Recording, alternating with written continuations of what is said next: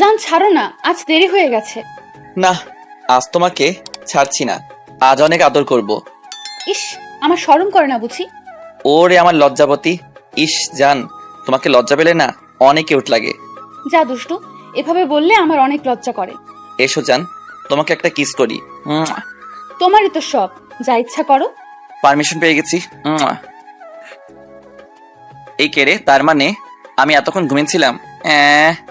ওই ছাড়া কান্না করছিস কেন? তাকিয়ে দেখি এক ডাইনি থুক্কু, মানে আমার ক্রাশ জান্নাত আপু। তুমি আমার এত স্বাদের স্বপ্নে পানি ঢেলে দিলে। তুই স্বপ্ন মনে করে কাকে চুমু দিতে গেছিস আজ? আমার বউরে। সে তো আমি, বিড়বিড় করে বললাম। এই তুমি কি বললে? কিছু না, তাড়াতাড়ি ফ্রেশ হয়ে নে, আজ কলেজে তাড়াতাড়ি যেতে হবে। আমার এক বান্ধবীর বিয়ে আজ, আমাকে নিয়ে শপিং এ যাবে। বান্ধবীর বিয়ে হলে কলেজে যাবে কেন? তুই কলেজে যাবি, তাই আমাকে যাওয়ার সময় নামিয়ে দিয়ে আসবি। আজ আমি কলেজে যাব না। চাচিকে বলবো যে তোমার মেয়ে নাকি আজ কলেজে যাবে না। কি বললি তুই? আম্মারে বলবি? দাঁড়া। বলেই আমার বুকের উপর উঠে বসলো। আমারে মাফ করে দাও, আমি আর কোনোদিন চাচিরে কিছু কমু না। চেঁচিয়ে চেঁচিয়ে বললাম। ওই ছ্যামড়া, এত জোরে চিল্লাচ্ছিস কেন? আমি কি কানে কম শুনি? আমি ভাবছি আজকেও এলো না কেন আমাকে এই ডাইনির হাত থেকে বাঁচাতে। আপু আজকেও বাসায় নেই নাকি? এই জন্যই তো তোকে আজ এইভাবে ধরছি। আমাকে ভয় দেখাস? এই জান্নাতকে ভয় দেখাস? কি বললি? আমি চাচিকে বলবো যে তোমার মেয়ে নাকি আজ কলেজে যাবে না? কেন, বাসার সবাই কোথায় গেল? আব্বু আম্মু দাদিকে দেখতে গেছে, আর বড় চাচু অফিসে গেছে, আর চাচি বাজারে গেছে। আমাকে মাফ করে দাও, আমি আর কোনোদিন তোমার বিরুদ্ধে চাচির কাছে বলবো না। না, এত সহজে তো তোকে আজ ছাড়ছি না। আমি যখন কোনো মেয়ে পটাতে যাই তখন তুমি এসে এমন ভাবে আমাকে মারো কেন? আর যে মেয়ে আমাকে প্রপোজ করতে আসে সেই মেয়েকে মারো কেন? তোকে না বলছি কোনো মেয়ের কথা আমার সামনে বলবি না? কিন্তু কেন, তুমি কি চাও না তোমার এই গুলোমুলো চাচাতো ভাইটার একটা গার্লফ্রেন্ড থাকুক? না, চাই না। এখন চুপ করে শুয়ে থাক, আমি একটু ঘুমাবো। এখানে কেন? তোমার রুমে যাও, আমি এখন উঠবো। কাল রাতে আমার ঘুম হয়নি, এতক্ষণ তুই ঘুমাইছিস, এখন আমি ঘুমাবো। কিন্তু কোনো কিন্তু না, চুপ। দেখো আপু, আমরা এখন বড় হয়েছি, এখন কিন্তু তোমার আমার রুমে ঘুমানো ঠিক না। আমি তোর রুমে ঘুমাবো, তোর বুকেও ঘুমাবো, দেখি কে কি বলে। জান্নাত আপু আমার বুকের উপর শুয়ে পড়লো। আপনারা কিছু মনে করবেন না, এটা নতুন কিছু না। প্রত্যেক দিনই এই মেয়ে আমার রুমে এসে এমন করে। তবে আব্বু আম্মু চাচা চাচি সবাই জানে, কিন্তু কেউ কিছু বলে না। জানি না এর কারণ কি। তবে এই মেয়ে কি চায় আমি নিজেও জানি না। নিজেও প্রেম করবে না, আমাকেও প্রেম করতে দেবে না। এই আপু, তোমাকে না তোমার বান্ধবীর বিয়ের জন্য শপিং এ যেতে হবে। যাবো কিছুক্ষণ পর, এখন একটু ঘুমাতে দে। আমি আর কিছু বললাম না। আপু ঘুমিয়ে পড়লো। আমি তার মুখের দিকে তাকিয়ে আছি। কি মায়া তার চেহারায়। মন চাইছে শক্ত করে জড়িয়ে ধরে বলি, আই লাভ ইউ। আমি তোমাকে অনেক ভালোবাসি। তা মনে হয় এই জীবনে হবার নয়। ও, আপনাদের তো পরিচয় দেওয়া হলো না। আমি আরিয়ান, আপনারা তো আমাকে চেনেন। আর এই যে আমার বুকে শুয়ে আছে, ও জান্নাত, আমার প্রত্যেক গল্পের নায়িকা। ওকেও আপনারা চিনেন। আব্বু আম্মু চাচা চাচিকে নিয়েই আমাদের পরিবার। আমি এবার ইন্টার 3 বছরের ছাত্র। আর জান্নাত আপু আমার 1 ক্লাস উপরে। আশা করি এতটুকু পরিচয়ে আপনাদের জন্য এনাফ। কিছুক্ষণ পর খেয়াল করলাম আম্মু দরজার সামনে দাঁড়িয়ে আছে। আস্তে আস্তে আমার কাছে আসলো। এইভাবে তাকিয়ে আছো কেন? আজ আবার? তুমি তো জানো এটা রোজকার নাটক। এখন ওঠ, ফ্রেশ হয়ে আয়। আপু যে ঘুমিয়ে আছে। একপাশে শুয়ে দিয়ে উঠে যা। তোমার কপালে শনি আছে আম্মু। সেটা আমি বুঝবো, তুই ওকে একপাশে শুয়ে দে। আমি আপুকে একপাশে শোয়াতে যাব, অমনি জেগে গেল। এই কি করছিস তুই? আম্মু বলল একপাশে তোমাকে শুয়াই দিতে। আম্মুর দিকে ইশারা করে জান্নাত পিছনে তাকিয়ে দেখে আম্মু দাঁড়িয়ে আছে। আমি ছাড়া পেয়ে ওয়াশরুমে ঢুকে গেলাম।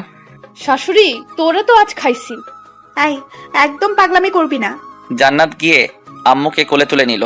এখন তুমি আমাকে ঘুম পাড়াবে। আম্মু একটু চিকন আর খাটো মানুষ, তাই তাকে জান্নাত সহজেই কোলে তুলে নিল। এই, আমাকে নামা, আমি পড়ে যাব। এত সহজে ছাড়ছি না।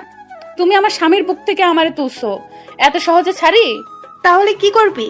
জান্নাত আম্মুকে তার রুমে নিয়ে গেল। খাটের এক কোণায় বসিয়ে তার কোলে মাথা রেখে বলল, এবার আমি তোমার কোলে ঘুমাবো। আমার কাজ আছে, যেতে দে মা। এত সহজে না। তুই এমন করিস কেন? কেন করি? তুই ওর গায়ের উপর শুয়ে থাকিস কেন? তুমি তো জানোই আমি ওকে ভালোবাসি, আর দাদু মরার আগে বলেছিল আমার ভবিষ্যৎ স্বামী তোমার ওই গুণধর ছেলে।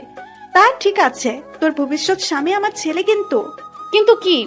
বিয়ের আগে এভাবে ওর রুমে যাস, ওর গায়ের উপর শুয়ে থাকিস, এটা কিন্তু ঠিক না, কেউ দেখলে খারাপ ভাববে। তাহলে বিয়ে দিয়ে দাও। এখনো পড়ালেখা শেষ হয়নি, বিয়ে? তাহলে আমিও এমনই করে যাব। আমি ওয়াশরুম থেকে বেরিয়ে দেখি ওরা চলে গেছে। যাক বাবা, বাঁচলাম এই মেয়ের হাত থেকে। আমি শার্ট প্যান্ট পরে চলে আসলাম আপুর রুমে। এসে দেখি আম্মুর কোলে মাথা রেখে শুয়ে আছে মহারানী। আপু, কলেজে যাবা না? ও, আমি তো ভুলেই গেছি। হ্যাঁ, তাড়াতাড়ি রেডি হয়ে নিচে আসো, আমি ওয়েট করছি। আমি নিচে চলে আসলাম। শাশুড়ি আম্মা, আপনাকে পরে দেখছি।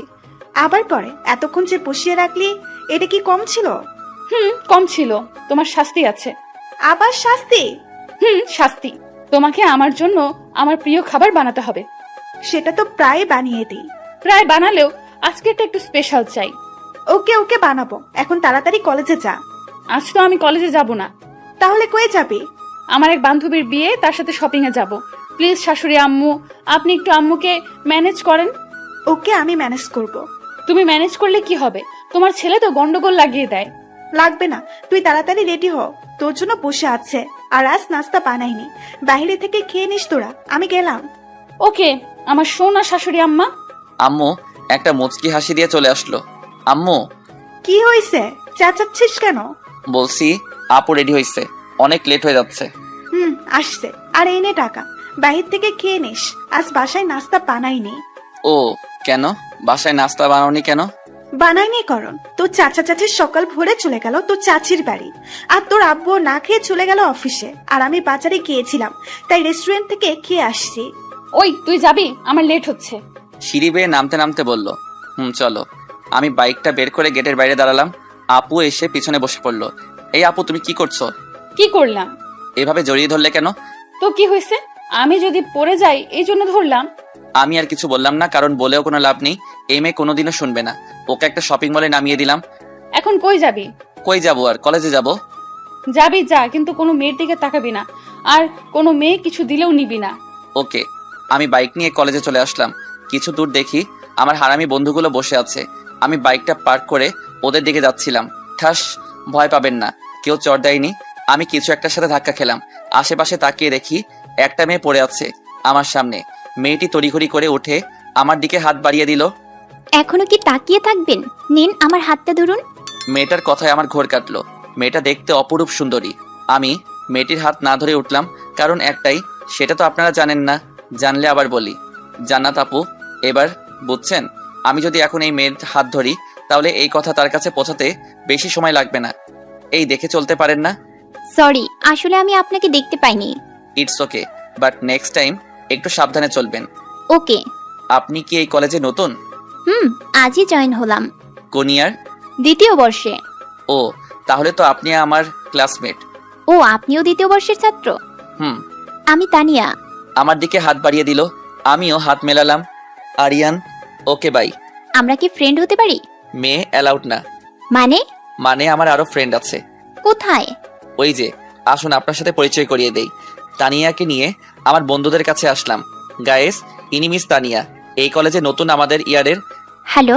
মিস তানিয়া চাচ্ছেন আমাদের সাথে ফ্রেন্ডশিপ করতে। আমার ফ্রেন্ডের নাম বলি, আপনারা তো চেনেন, রনি আলীকে। ওকে ফ্রেন্ড, আর আমাদের টিমে কোনো মেয়ে নেই। মেয়ে ফ্রেন্ড না থাকলে সেই টিম জমেই না। তাই নাকি? ওকে তানিয়া, এখন থেকে আমরা সবাই ফ্রেন্ড। আর একটা কথা, কি? এখন থেকে তুই করে বলবি, কারণ আমরা সবাই ফ্রেন্ড। ওকে, বাট একটু সময় লাগবে। মেয়েটা খুব বিশুক টাইপের, অল্পতেই আমাদের সাথে মিশে গেল। এখন ক্লাসে চল সবাই। আমরা সবাই ক্লাসে আসলাম। পরে ক্লাস করে আমরা সবাই বের হলাম। ওকে, আমি গেলাম, কাল দেখা হবে। বাই, কাল দেখা হবে। আমি বাসায় চলে আসলাম। বাইকটা পার করে বাসার কলিং বেল চাপ দিলাম। আম্মু এসে দরজা খুলে দিল। এসেছেন নবাব, এবার যান রুমে, আর মায়ের জন্য রেডি হন। আম্মু গো, আমারে বাঁচাও। আমার করার কিছুই নেই। বলেই আম্মু রান্নাঘরে চলে গেল। আমি আস্তে আস্তে রুমে গেলাম। গিয়ে দেখি আপু লাঠি হাতে খাটের উপর বসে আছে। আপু, বিশ্বাস করো, আমি কিছু করিনি। ওই মেয়ে আমার গায়ে এসে পড়ছে। তারপর সব বললাম। তোকে একদিন শুধু একলা ছাড়াতে তুই দেখি পুরো হিরো হয়ে গেলি। এবার খাট থেকে নেমে আমার দিকে আসতে লাগলো। আর কোনোদিন কোনো মেয়ের সাথে কথা বলবো না। আমার কাছে এসেই হাতে লাঠি দিয়ে মারতে লাগলো। শালার, আমার মা বাবা এত শাসন করে না, এই মেয়ে যে শাসন করে। আপু খুব লাগছে। আপু আর কোনো মেয়ের সাথে কথা বলবো না। জানাতে এবার মায়ের থামিয়ে বলল, তুই কথা তো বলছিস, তাও আবার তোর ফ্রেন্ড বানালি আর হাতও মিলালি। বলেই আবার 2টা বাড়ি মেরে রুম থেকে চলে গেল।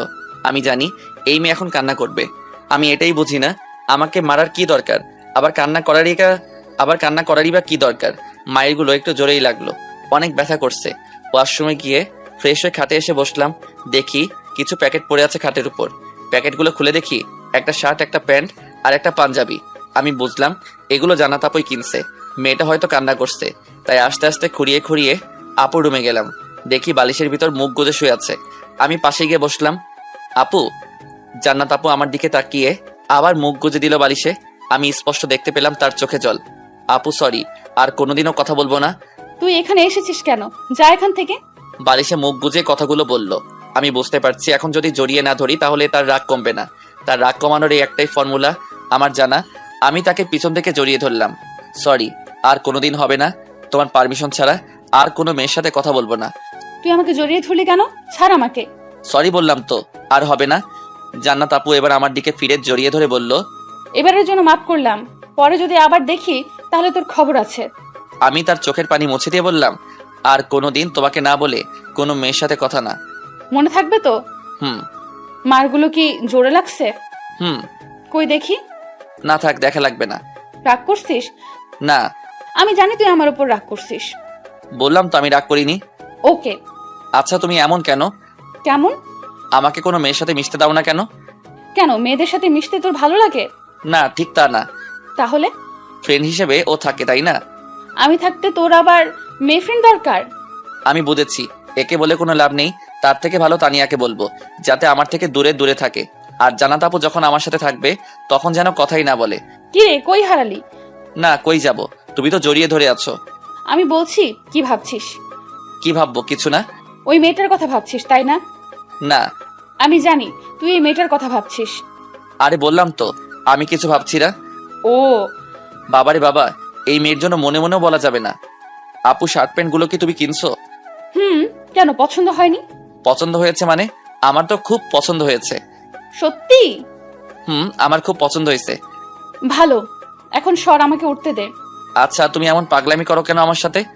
সেটা সময় হলে বুঝবি, এখন সর আমার উপর থেকে। ওকে। ও আরেকটা কথা, কি? তুই বাসা আসলে কখন? তোমাকে তো শপিং মলে নামিয়ে দিয়ে আসলাম। তুই কলেজে ওই মেয়ের সাথে ওইসব করার পর আমার এক ফ্রেন্ড আমাকে কল করে বলে, তারপর রাগে বাসায় চলে আসি তোকে পিটানোর জন্য। এখন একটু শান্তি লাগছে। আমি জান্নাত আপুকে ছেড়ে দিলাম, সে উঠে চলে যাচ্ছে। আপু তোমার মোবাইলটা কই? ড্রয়ারে দেখ। বলেই চলে গেল। আমি ড্রয়ার থেকে মোবাইলটা বের করলাম। লক আমার জানা, তাই লক খুলে ফেসবুকে ঢুকলাম। আমার আইডিটা লগ ইন করলাম। আসলে আজ বাইক চালানোর সময় আমার মোবাইলটা পকেট থেকে পড়ে যায়, যার ফলে যা হবার তাই হয়ে ভেঙে যায়। এখন যদি ফোনের কথা শুনে তাহলে আমাকে আস্ত রাখবে না এই মেয়ে, কারণ গত মাসে ফোনটা কিনেছিলাম। আমি আমার আইডি লগ ইন করে বসে পড়লাম আজকের গল্পের পর্ব লিখতে। গল্পটার পর্ব প্রায় লেখা শেষ, এমন সময় আম্মু আসলো। কিরে, কি করছিস? মার কেমন খেলি? আম্মু তুমি আমারে এ কোন পাগলের হাতে তুলে দিলে? কথায় কথায় রাগ করে, কারোর সাথে মিশতে দেয় না। ঠিক কে রে? কি এগুলো ঠিক? রাস্তার ভিতর কারোর সাথে দেখলে রেগে যায়, কলেজে কারোর সাথে দেখলে রেগে যায়, এগুলো ঠিক না, তুমি একটু বোঝাও। ঠিক আছে, আমি বলে দেব। এখন তুই নিচে আয়, খাবার দিচ্ছি। আব্বু আসছে। আসছে, টেবিলে বসে আছে তোর জন্য। তুমি যাও, আমি আসছি। আম্মু চলে গেল। আমি গল্পের বাকিটা লিখে পোস্ট করি। আইডিটা রিমুভ করে চলে আসলাম খাবার খেতে। টেবিলে বসতেই আব্বু বলল, তা দিনকাল কেমন চলছে আপনার? এই তো আব্বু ভালো। কাজের চাপে তো খোঁজই নিতে পারি না। আপনি একটু অফিসে গেলে কি কোনো ক্ষতি হয় আপনার? একটু হেল্প তো করতেই পারেন আমার। আপনার চাচা আরো 5 দিনেও আসবে না, তাই কাল থেকে 4-5 দিন কলেজে যাওয়া বন্ধ, অফিসে যাবেন। কিন্তু কোনো কিন্তু না, কাল থেকে তোমার চাচা চাচি যতদিন না আসবে তুমি ততদিন আমার সাথে অফিসে যাবে। ওকে আব্বু। আমি আবার আব্বুকে অনেক ভয় পাই। জান্নাত মা, খাবারটা নিয়ে টেবিলে আয় তো। আম্মু জান্নাতকে ডেকে বলল, জান্নাত আপু রান্নাঘর থেকে বিভিন্ন ধরনের আইটেমের তরকারি এনে টেবিলে রাখছে। দেখেই জিভে জল চলে আসলো, কারণ এখানকার অনেক আইটেমই আমার প্রিয় খাবার। আম্মু দাঁড়িয়ে আছো কেন? দাও, অনেক খিদে পেয়েছে। দিচ্ছি। এই যে মিস্টার শাশুড়ি, আপনাকে দিতে হবে না, আপনিও বসেন, আমি দিচ্ছি।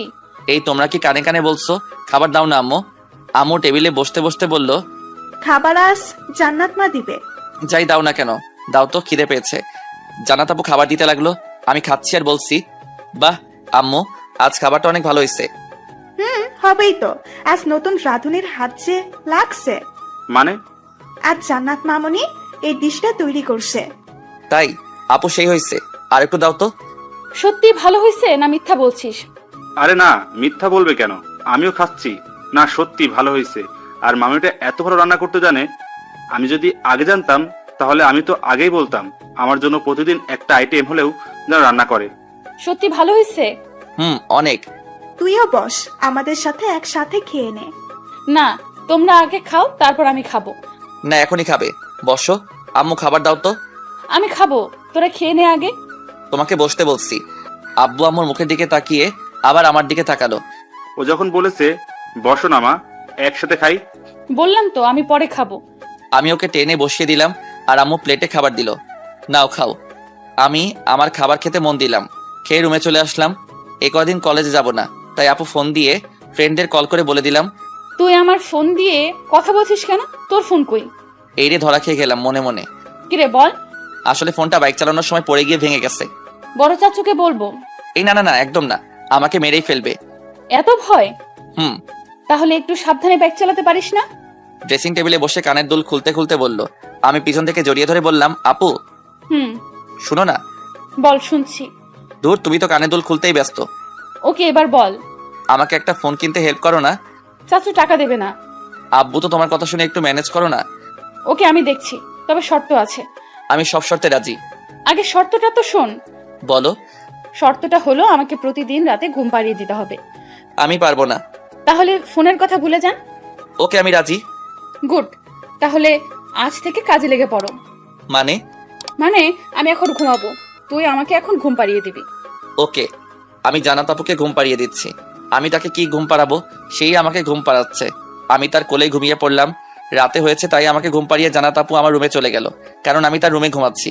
চাইলে এখনই ঘুমাতো, কিন্তু আম্মু আব্বু বকবে বলে আমার রুমে গিয়ে শুয়ে পড়লো। এইভাবেই কিছুদিন চলে গেল। আজ অনেকদিন হলো কলেজে যাই না। সকাল হলে আব্বুর সাথে অফিসে যাই, আর রাতে ওই ডিউটি জান্নাত আপুকে ঘুম পাড়ানো না হলে আমার মোবাইল নাকি নিয়ে যাবে। ও, আপনাদের তো বলাই হয়নি। ওই দিন ঘুমানোর পর আপু আব্বুকে বলে টাকা নিয়েছিল ফোন কেনার জন্য, আর পরের দিন আমাকে ফোন কিনে দেয়। আজ কলেজে যাব আব্বুকে বলছি। চাচা চাচি এখনো আসেনি, কারণ দাদুর নাকি এখন শরীর খুব খারাপ। আমি আপুর রুমে গেলাম। আপু, আমি আজ কলেজে যাব, তুমি কি যাবা? যাব। ওকে, আমি বাহিরে ওয়েট করছি, তাড়াতাড়ি আসো। আমি নিচে এসে বাইকটা নিয়ে বসে রইলাম। জান্নাত আপু আসছে। আজ তাকে কেমন জানি অন্যরকম লাগছে। হাতে চুড়ি, মুখে হালকা মেকআপ, ঠোঁটে হালকা লিপস্টিক, কপালে একটা ছোট কালো টিপ, নীল কালারের একটা থ্রি পিস পরছে, চুলগুলো খোলা। আমি তো দেখেই দ্বিতীয়বারের মতো ক্রাশ খেলাম। ওই, এভাবে তাকিয়ে আছিস কেন? আজ না তোমাকে অনেক সুন্দর লাগছে। সত্যি? হইছে, এখন ওঠো, লেট হচ্ছে। জান্নাত আপু পিছনে উঠে পড়লো। আমি বাইক চালানো শুরু করলাম। আপু, আজ এই সাজের কারণ কি জানতে পারি? কারণ তো একটা আছে, তবে সেটা সারপ্রাইজ। তাই? তা সারপ্রাইজটা কি? সারপ্রাইজ বলে দিলে সারপ্রাইজ থাকে। তাও ঠিক। আমরা টুকটাক কথা বলতে বলতে কলেজে চলে আসলাম। বাইকটা পার্ক করলাম। তাহলে এখন যাও, কলেজে ছুটির পর আমাকে কল দিও। ওকে, যাচ্ছি, বাট কোনো মেয়ের সাথে যেন না দেখি। ওকে, যাও। জান্নাত আপু চলে গেল। আমি আমার বন্ধুদের কাছে গেলাম। কয়দিন কলেজে আসলি না কেন? এই ব্যাপার? আরে আর বলিস না, চাচা নাই। নাই মানে মরলো নাকি? ওই বেটা থাম, পুরো কথা বলতে দে। চাচা চাচিকে নিয়ে তার শাশুড়িকে দেখতে গেল, আর আব্বু একলা অফিস সামলাতে হিমশিম খাচ্ছিল। তাই আমাকে বলল এই কয়দিন যাতে কলেজে না আসি, অফিসে গিয়ে আব্বু হেল্প করি। ও, হন। তা অফিসের কাজ কি কমেছে? কিছুটা কমছে, তাই তো আজ কলেজে আসতে পারছি। ও, কিরে, এখানে একজনে থাকার কথা তোদের সাথে, সে কই? কার সাথে কথা বলছিস? তানিয়া? ও আজ এখনো আসেনি? আসবে না? জানি না। আমি কল করছি। তোর কাছে ওনার নাম্বার আছে? এই তো কিছুদিন আগে দিল। ও আচ্ছা, তোরা কি ক্লাসে যাবি নাকি এখানে বসে থাকবি? যাবো, বাট এখনো তো অনেক সময় বাকি। তোরা থাক, আমি গেলাম। আর তানিয়া আসলে আমার সাথে দেখা করতে বলিস, ওর সাথে কিছু কথা আছে। ওকে। আমি ওখান থেকে ক্লাসে চলে আসলাম। কানে হেডফোন দিয়ে গান চালিয়ে বসে বসে গেম খেলছি। কিছুক্ষণ পর কারো উপস্থিতি টের পেলাম। কিরে, কি করছিস? ও, তুই আসছিস, বস। ও বসলো। কিছু বলবি? বল। আসলে আমি এভাবে বলতে চাচ্ছি না, তবুও বলতে হচ্ছে। এত ভনিতা না করে বল। আর তুই এই কয়দিনে কলেজে আসলি না কেন? আব্বুর সাথে অফিসে যেতে হইছে, তাই আসতে পারিনি। আর এখন তোকে যেটা বলবো তুই মাইন্ড করিস না। তুই বলবি? আসলে আমার আপু চায় না কোনো মেয়ের সাথে আমি কথা বলি, আর সে কথা বলতে দেখলে অনেক রেগে যায়। কেন রাগ করে কেন? তারপর তানিয়াকে শুরু থেকে এই পর্যন্ত সব খুলে বললাম। আমার মনে হয় উনি তোকে অনেক ভালোবাসে। সেটা তার ব্যবহারেই বোঝা যায়। ওকে, আমি আপুর সাথে কথা বলবো, যাতে কোনো মেয়ের সাথে না হোক আমার সাথে অন্তত কথা বলার পারমিশন দেয়। বলে দেখতে পারিস। আমি তো তাকে চিনি না। চল আমার সাথে, পরিচয় করিয়ে দেই। তারপর তানিয়াকে নিয়ে ক্যান্টিনে গেলাম। দেখি আপু তার বান্ধবীদের সাথে বসে আছে। আমি তার দিকে যাচ্ছি দেখে ওখান থেকে উঠে আমার দিকে আসতে লাগলো। আমার কাছে এসে, কিরে তুই ক্লাসে যাসনি? গিয়েছি, বাট তোমার কাছে আবার আসতে হলো কেন? আর এই মেয়েটাকে? আপু আমি তানিয়া, আরিয়ানের ফ্রেন্ড। তোর সাহস তো কম না? তোকে না বললাম কোনো মেয়ের সাথে কথা বলবি না? আরে আপু শুনো তো। তোর কোনো কথা আমি শুনছি না। আজ বাসায় চল, তারপর দেখবি এই জান্নাতের কথা না শোনার ফল। আমি তানিয়ার দিকে তাকালাম। আপু আপনি রাখছেন কেন? আগে আমার কথাটা তো শুনুন। কি শুনবো? আমার কিছু শোনার নেই, তুই যা এখান থেকে। আসলে আপু আমি আপনার সাথে পার্সোনাল কথাই বলবো। ওই আরিয়ান, তুই যা ক্লাসে, আমি আসছি। আপু যাব। জান্নাত একবার আমার দিকে তাকিয়ে আবার তানিয়ার দিকে তাকিয়ে বলল, আচ্ছা তুই ক্লাসে যা। আর এই মেয়ে, ও সরি কি জানি নাম তোমার? জি তানিয়া। তুমি আমার সাথে আসো। আমি ক্লাসে চলে আসলাম। আবার আগের মতো বসে হেডফোন কানে দিয়ে গান চালিয়ে গেম খেলায় মনোযোগ দিলাম। বলো কি বলবে? আপনি আরিয়ানকে অনেক ভালোবাসেন তাই না? তানিয়ার কথায় জান্নাত চমকে উঠল। মানে? আমি আরিয়ানের মুখ থেকে সব শুনেছি। যে এত কেয়ার করে সে নিশ্চিত তাকে ভালোবাসে। ও কি তোমাকে বলেছে আমি ওকে ভালোবাসি বা ও আমাকে ভালোবাসে? না, ও কিছু বলেনি। আমি ওর মুখ থেকে যা শুনলাম তা শুনে মনে হলো আপনি ওকে অনেক ভালোবাসেন। বাট এখন বলবো না। আর আমাদের পারিবারিকভাবে বিয়ে ঠিক হয়ে আছে। তাই সত্যি? তবে তুমি এসব কথা ওকে বলবে না, নয়তো পড়ালেখা গুল্লি মারবে। আপু আমার একটা কথা রাখবেন? বলো, দেখি রাখতে পারি কিনা। আপু আর কোনো মেয়ের সাথে ওকে কথা বলতে দেন বা না দেন, অন্তত আমার সাথে কথা বলার পারমিশন দেন। কারণ আমরা 3-4 জন ফ্রেন্ড এক জায়গায় বসলে স্বাভাবিক কথা হবেই। কিন্তু আপনি কি নিয়ে ভয় পাচ্ছেন আমি বুঝতে পারছি। আপনি চিন্তা করবেন না, আপনার জিনিস আপনারই থাকবে। ওকে, বাট তুমি কথা বলবা আর কেউ না। ওকে, থ্যাঙ্কস আপু। ঠিক আছে, এখন ক্লাসে যাও আর ওকে এই ব্যাপারে কিছু বলো না। কোন ব্যাপারে আপু? এই যে আমার সাথে তার বিয়ে ঠিক হয়ে আছে বা আমি যে তাকে ভালোবাসি। ঠিক আছে আপু, আমি কিছু বলবো না, শুধু এইটুকুই বলবো যে আপনি পারমিশন দিয়েছেন কথা বলার। যাও, ক্লাসে লেট হচ্ছে। ওকে আপু, বাই, ভালো থাকবেন। বাই। আমি ক্লাসে বসে আছি, এমন সময় তানিয়া আসলো। কি রে, পারমিশন দিছে? আমার মনে হয় না পারমিশন দিবে। তুই কি আমাকে সব মেয়ের মতো ভাবিস নাকি? তার মানে পারমিশন দিছে? কেমনে কি? অত কিছু তো না জানলেও চলবে। এমন সময় ক্লাসের স্যারও এসে পড়লো। আর কিছু বলতে পারলাম না। পরে সব কয়টা ক্লাস করে বের হলাম। আমি বাইকের কাছে দাঁড়িয়ে আছি। উদ্দেশ্য, জান্নাত আপু কখন আসবে, আর তার ক্লাস এখনো শেষ হয়নি। আমি বাইকের কাছে দাঁড়িয়ে রইলাম। আমার বন্ধুরা আমার কাছে আসলো। কিরে যাবি না? যাবো, লেট হবে। জান্নাত আপু এখনো বের হয়নি। নিজের বউকে আপু বলছে, কত বড় ব্যাককেল। এই তুই কি বিড়বিড় করছিস? কই কিছু না তো। ওকে, তাহলে আমি গেলাম, তোরা থাক। আমিও গেলাম। রনি তানিয়া চলে গেল। আলী আমার কাছে এখনো। কি রে, তুই যাবি না? যাবো, বাট এখনো একটা কাজ আছে। তোর আবার কি কাজ? ও, ওসব তুই বুঝবি না। আমাকে না জানিয়ে আবার কিছু করছিস না তো তোরা? আরে না, কি করব, এমনি দাঁড়িয়ে আছি। না, কোনো তো কারণ আছে, বল। আসলে আসলে কি?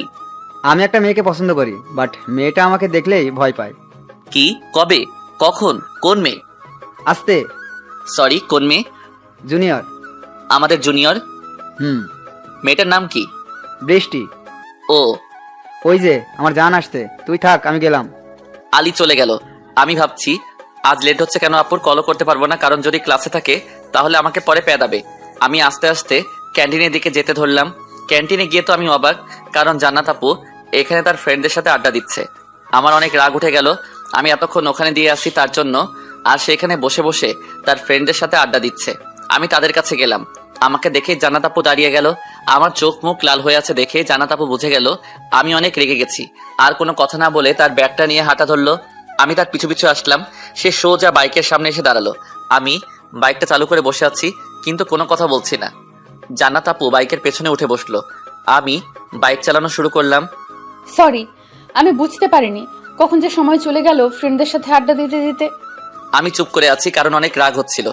সরি বললাম তো। আমি কোনো কথা না বলে বাইকটা নিয়ে বাসায় চলে আসলাম। এসে বাইকটা পার্ক করে আমি আমার রুমে চলে আসলাম।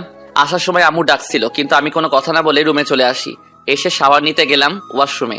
এদিকে জান্নাত বাসায় ঢুকতেই আম্মু বলে উঠলো, কি ব্যাপার বলতো, আজ হঠাৎ এত রেগে গেল কেন? আসলে আমি আমার ফ্রেন্ডদের সাথে আড্ডা দিচ্ছিলাম, কখন যে সময় চলে যায় আমি বুঝতে পারিনি। তো কি হয়েছে? আমি ওকে বলেছিলাম কলেজের ছুটির পর যেন আমার জন্য দাঁড়ায়, আর সে দাঁড়াই রইল। কিন্তু আমি এলাম না দেখে ক্যান্টিনে যায়, আর সেখানে আমাকে আমার ফ্রেন্ডদের সাথে আড্ডা দিতে দেখে অনেক রেগে যায়। এই ব্যাপার, এখন কি করবি? কি করব, এখন রাগ ভাঙাতে হবে। আমি যাই, দেখি কি করে। বলেই চলে আসলো আমার রুমে। কিন্তু আমি ওয়াশরুমে দেখে আবার চলে গেল নিজের রুমে। গিয়ে ফ্রেশ হয়ে আবার আসলো আমার রুমে, কিন্তু তখনও আমি ওয়াশরুমে। আমার আবার রাগ উঠলে এত সহজে যায় না, তাই শাওয়ার নিয়ে ঠান্ডা হচ্ছি। আমি ওয়াশরুমে দেখে জান্নাত আপু ওয়াশরুমের দরজা ধাক্কাতে লাগলো। আরিয়ান, দরজা খোল, অনেকক্ষণ তো হলো, এখন বের হ। তুমি যাও তো এখান থেকে। দরজাটা খোল। আর সরি, আর এমন হবে না। এখানে কি চাই? যাও গিয়ে নিজের ফ্রেন্ডের সাথে আড্ডা দাও। সরি বললাম তো, আমি বুঝতে পারিনি কখন সময় পেরিয়ে গেল। ওকে, তুমি যাও, আমি আসছি। তাড়াতাড়ি বের হ। আপু চলে গেল, আমি চেঞ্জ করে বের হলাম। তোয়ালিটা দিয়ে মাথার পানিগুলো মুছতে মুছতে পরে মোবাইলটা চার্জে লাগিয়ে বসে রইলাম। কিছুক্ষণ পর জান্নাত আপু আবার আসলো। সরি, আর এমন হবে না। যাও, তোমার সাথে কথা নাই বলে অন্যদিকে ঘুরে গেলাম। বাবা, এত রাগ। ছাড়ো আমাকে আর যাও তোমার ফ্রেন্ডের কাছে। সরি বললাম তো। কতক্ষণ দাঁড়িয়েছিলাম তুমি জানো? আর তোমাকে না কল করতে বললাম? Sorry sorry sorry sorry sorry sorry sorry, আর হবে না এমন। আরো বলতে হবে সরি? না থাক, এবারের মতো মাফ করলাম, পরের বার আর মাফ নাই। ঠিক আছে। মুয়া। এটা কি হলো? কি হলো? তুমি আমার গালে কিস করলা কেন? আমার মন চাইলো তাই দিলাম। তোমার মন চাইলো তাই দিলা? এখন খেতে চল। তুমি যাও, আমি আসছি। না, তুই আমার সাথে চল। আপু আব্বু আসছে অফিস থেকে। বসে আছে। ওকে চলো। আমি আর জান্নাত আপু নিচে গেলাম, খাবার টেবিলে বসলাম। তাস কলেজে গেছিলি? গিয়েছিলাম। জান্নাত মামুনি, তুমি গেছো? আমিও গিয়েছিলাম। তারপর আমি খেয়ে রুমে আসলাম। এসে ফোনটা নিয়ে বসে পড়লাম গল্প দেখতে। কিছুক্ষণ পর আব্বু আসলো। আমি তো দেখে অবাক, কারণ আব্বু আমার রুমে আসে না। আজ কি মনে করে আসছে আমার ভাবনার ভিতরে আব্বু বলে উঠলো, আমার মনে হয় তোমাকেই এখন থেকে আমাদের ব্যবসা সামলাতে হবে। আব্বুর কথা শুনে আমি তো আরো অবাকের উপরে অবাক হচ্ছি। আমার এই কথার কারণ? তারপর আব্বু যেটা বললো সেটা শুনে আমার মাথায় আকাশ ভেঙে পড়লো। কারণ তোমার চাচা চাচি আর নেই। বলে আব্বু চোখে পানি ফেলতে লাগলেন। আমি কোনোদিন আব্বুর চোখে পানি দেখিনি, আজ এই প্রথম দেখলাম। আমিও আব্বুর কান্না দেখে কান্না করে দিলাম। আব্বু, তুমি এসব কি বলছো? চাচা চাচির কি হয়েছে? সেদিন তোমার চাচা তোমার চাচিকে নিয়ে তার শাশুড়িকে দেখতে যাওয়ার পথেই অ্যাক্সিডেন্ট হয়, যার ফলে তোমার চাচা চাচি দুজনেই। আব্বু আবারও কান্না করতে লাগলো। কিন্তু তুমি এতদিন বলনি কেন আব্বু? আমি ভেবেছিলাম ব্যাপারটা ধামাচাপা দিয়ে কোনোভাবে চালিয়ে দেবো, যাতে মেয়েটা কষ্ট না পায়। কিন্তু পরে ভাবলাম আমি কতদিন এভাবে চাপিয়ে রাখবো, একদিন না একদিন তো বলতেই হবে। সেদিন তোমার আম্মু বাজারে যায়নি, গিয়েছিল আমার সাথে তোমার চাচা চাচিকে কবর দিতে। আমি পারলাম না আমার ভাইকে বাঁচাতে, হসপিটালেও নিয়ে গিয়েছিলাম, কিন্তু তারা বললো অনেক দেরি হয়ে গেছে। তোমার চাচা চাচি মারা যাওয়ার পর থেকে প্রত্যেকটা রাত আমাকে ভাবাই, কি করে আমি আমার মামনিটাকে বলবো যে তোমার বাবা মা আর নেই। না, এটা হতে পারে না। বড় চাচা, তুমি মিথ্যা বলছো। আমি আর আব্বু কথা বলছিলাম, ঠিক তখনই জান্নাত আপু চিৎকার দিয়ে বলল, আর আব্বুর কাছে এসে পাগলের মতো আব্বুর হাত পা ধরে বলছে, চাচু বলো না তুমি মিথ্যা বলছো। জান্নাতের চিৎকার শুনে আম্মুও আমার রুমে আসলো। বলো না চাচু তুমি মিথ্যা বলছো। পাগলের মতো কান্না করছে আর আব্বুর পা জড়িয়ে ধরে আছে। আব্বু কোনো কথা বলছে না, শুধু চোখের পানি ফেলছে। আম্মু এসে এই রকম অবস্থা দেখে বোঝা যায় যে আব্বু সব বলে দিছে। আম্মু এসে জান্নাত আপুকে আব্বুর থেকে ছাড়িয়ে নিল। মারে, সবাইর একদিন চলে যেতে হবে ওই না ফেরার দেশে। জান্নাত আপু আম্মুকে জড়িয়ে ধরে জোরে জোরে কান্না করতে শুরু করলো। আব্বু এসব দেখতে পারছিল না, তাই আব্বু রুম থেকে বেরিয়ে যায়। আব্বু জান্নাত আপুকে নিজের মেয়ের মতো ভালোবাসে। আমি রুমে আছি কিন্তু কান্না করছি। আমিও বুঝতে পারছি না কি থেকে কি হয়ে গেল। জান্নাত আপু একসময় অজ্ঞান হয়ে যায় আম্মুর কোলেই। আরিয়ান, ধর ওকে। আমি ধরে খাটে শুইয়ে দিলাম। আম্মু, তুমি পানি নিয়ে আসো তাড়াতাড়ি। যাচ্ছি। আম্মু চলে গেল। আমি জান্নাত আপুর এক হাত ধরে হাতের তালু ঘষতে শুরু করলাম। আম্মু আসলো। এই নে পানি। আমি পানিটা নিয়ে জান্নাত আপুর মুখে ছিটিয়ে দিচ্ছি, কিন্তু জ্ঞান ফিরছে না। আমি অনেক চিন্তায় পড়ে যাই। আম্মু, তুমি তাড়াতাড়ি আঙ্কেলকে কল করো, আসতে বলো। আঙ্কেল মানে আমাদের ফ্যামিলি ডক্টর। আম্মু কল করে আঙ্কেলকে আসতে বলল। আমি জান্নাত আপুর গালে আস্তে আস্তে চাপড় দিচ্ছি, হাতে তালু ঘষছি, পায়ের তালু ঘষছি, কিন্তু কোনো রেসপন্স দিচ্ছে না। এখন আমার প্রচন্ড কান্না করতে ইচ্ছে করছে। চাচা চাচির কথা শুনে যতটা না কান্না করছি তার থেকেও আপুর এই অবস্থা দেখে আরো বেশি কান্না করতে ইচ্ছে করছে। একসময় আমি পাগলের মতো ব্যবহার করতে শুরু করি, কখনো তার হাত, কখনো পা, কখনো গাল। এই আপু উঠছো না? দেখো না আমি কান্না করছি। আম্মু, আপু উঠছে না কেন? আম্মু আমার এরকম অবস্থা দেখে মনে মনে ভাবে, এই মেয়ের কিছু হলে আমার ছেলেটার কি হবে? সাধারণ অজ্ঞান হয়েছে, এতেই এমন পাগল হয়ে যাচ্ছে। আর কিছু হলে তো না না, আমি এখনই ডাক্তারকে আবার কল করছি। এই আপু উঠো না। এবার অনেক জোরে জোরে কান্না করতে শুরু করি। আমার কান্নার আওয়াজ শুনে আব্বু আবার আমার রুমে আসে। আম্মুর দিকে তাকায়। মামুনি অজ্ঞান হয়ে গেছে। কখন? তুমি রুম থেকে বের হবার পরে। আব্বু আমার দিকে আসে আর দেখে আমি এমন পাগলামি শুরু করছি। আরিয়ান, ও ঠিক হয়ে যাবে। ডক্টরকে কল করেছে, উনি আসছে। একটু সরে বসো বাপ। তুমি একদম কোনো কথা বলবা না, সরো এখান থেকে। তখনই ডক্টর আঙ্কেল আসলো। সরে আয় বাপ, তোর ডক্টর আঙ্কেলকে দেখতে দে। না, আমি সরবো না। আমি আরো আপুর মাথাটা কোলে নিয়ে তার মাথায় হাত বোলাতে লাগলাম। আরিয়ান, থাক, সরতে হবে না, আমি এভাবে দেখছি। ডাক্তার আঙ্কেল আপুকে দেখে বলল, তেমন কিছু না, ঠিক হয়ে যাবে। আমি একটা ইঞ্জেকশন দিয়ে দিচ্ছি। এই একদম না, আপু ইনফেকশন অনেক ভয় পায়। ইনজেকশন একদম দেওয়া চলবে না। বাবা, ইঞ্জেকশনটা দিতেই হবে। ইঞ্জেকশনটা দেওয়ার পর অনেকক্ষণ ধরে ঘুমাবে, তারপর ঠিক হয়ে যাবে। আম্মু তুমি বলো না ইনজেকশন ছাড়া অন্য কিছু দিতে। দেখ বাপ, ইঞ্জেকশনটা দেখ, তাহলেই তো তাড়াতাড়ি ভালো হয়ে যাবে। আব্বু, দে ইঞ্জেকশনটা দেখ। ডাক্তার আঙ্কেল আপুকে ইনজেকশন দিল, আমি চোখ বন্ধ করেছিলাম। হয়ে গেছে। এবার একটু রেস্ট নে। আপনারা বেশি টেনশন করেন না, ঠিক হয়ে যাবে। আঙ্কেল, আপুর কখন জ্ঞান ফিরবে? এখন তো 3টা বাজে প্রায়, অনেক রাতে জ্ঞান ফিরবে। আনুমানিক কয়টা বাজবে? 12টা কি 1টা? আচ্ছা, আমি যাই। আর ওর জ্ঞান ফিরলে কিছু খাওয়াবেন, সাথে এই ওষুধগুলো। আর কোনো প্রবলেম হলে আমাকে কল দিবেন। আঙ্কেল তার হাতে থাকা ব্যাগ থেকে কিছু ওষুধ দিল। ওকে, আসুন। আব্বু ডাক্তার আঙ্কেলকে দিয়ে চলে গেল। আম্মু আর আমি রুমে। আর কতক্ষণ এভাবে ওর মাথা কোলে নিয়ে বসে থাকবি? একপাশে শুইয়ে দে। না, যতক্ষণ না পর্যন্ত জ্ঞান ফিরবে আমি এভাবে বসে থাকবো। এত সময় ধরে বসে থাকতে পারবি? যখন না পারবো তখন একপাশে শুয়ে দিব। এখন তুমি যাও। ঠিক আছে।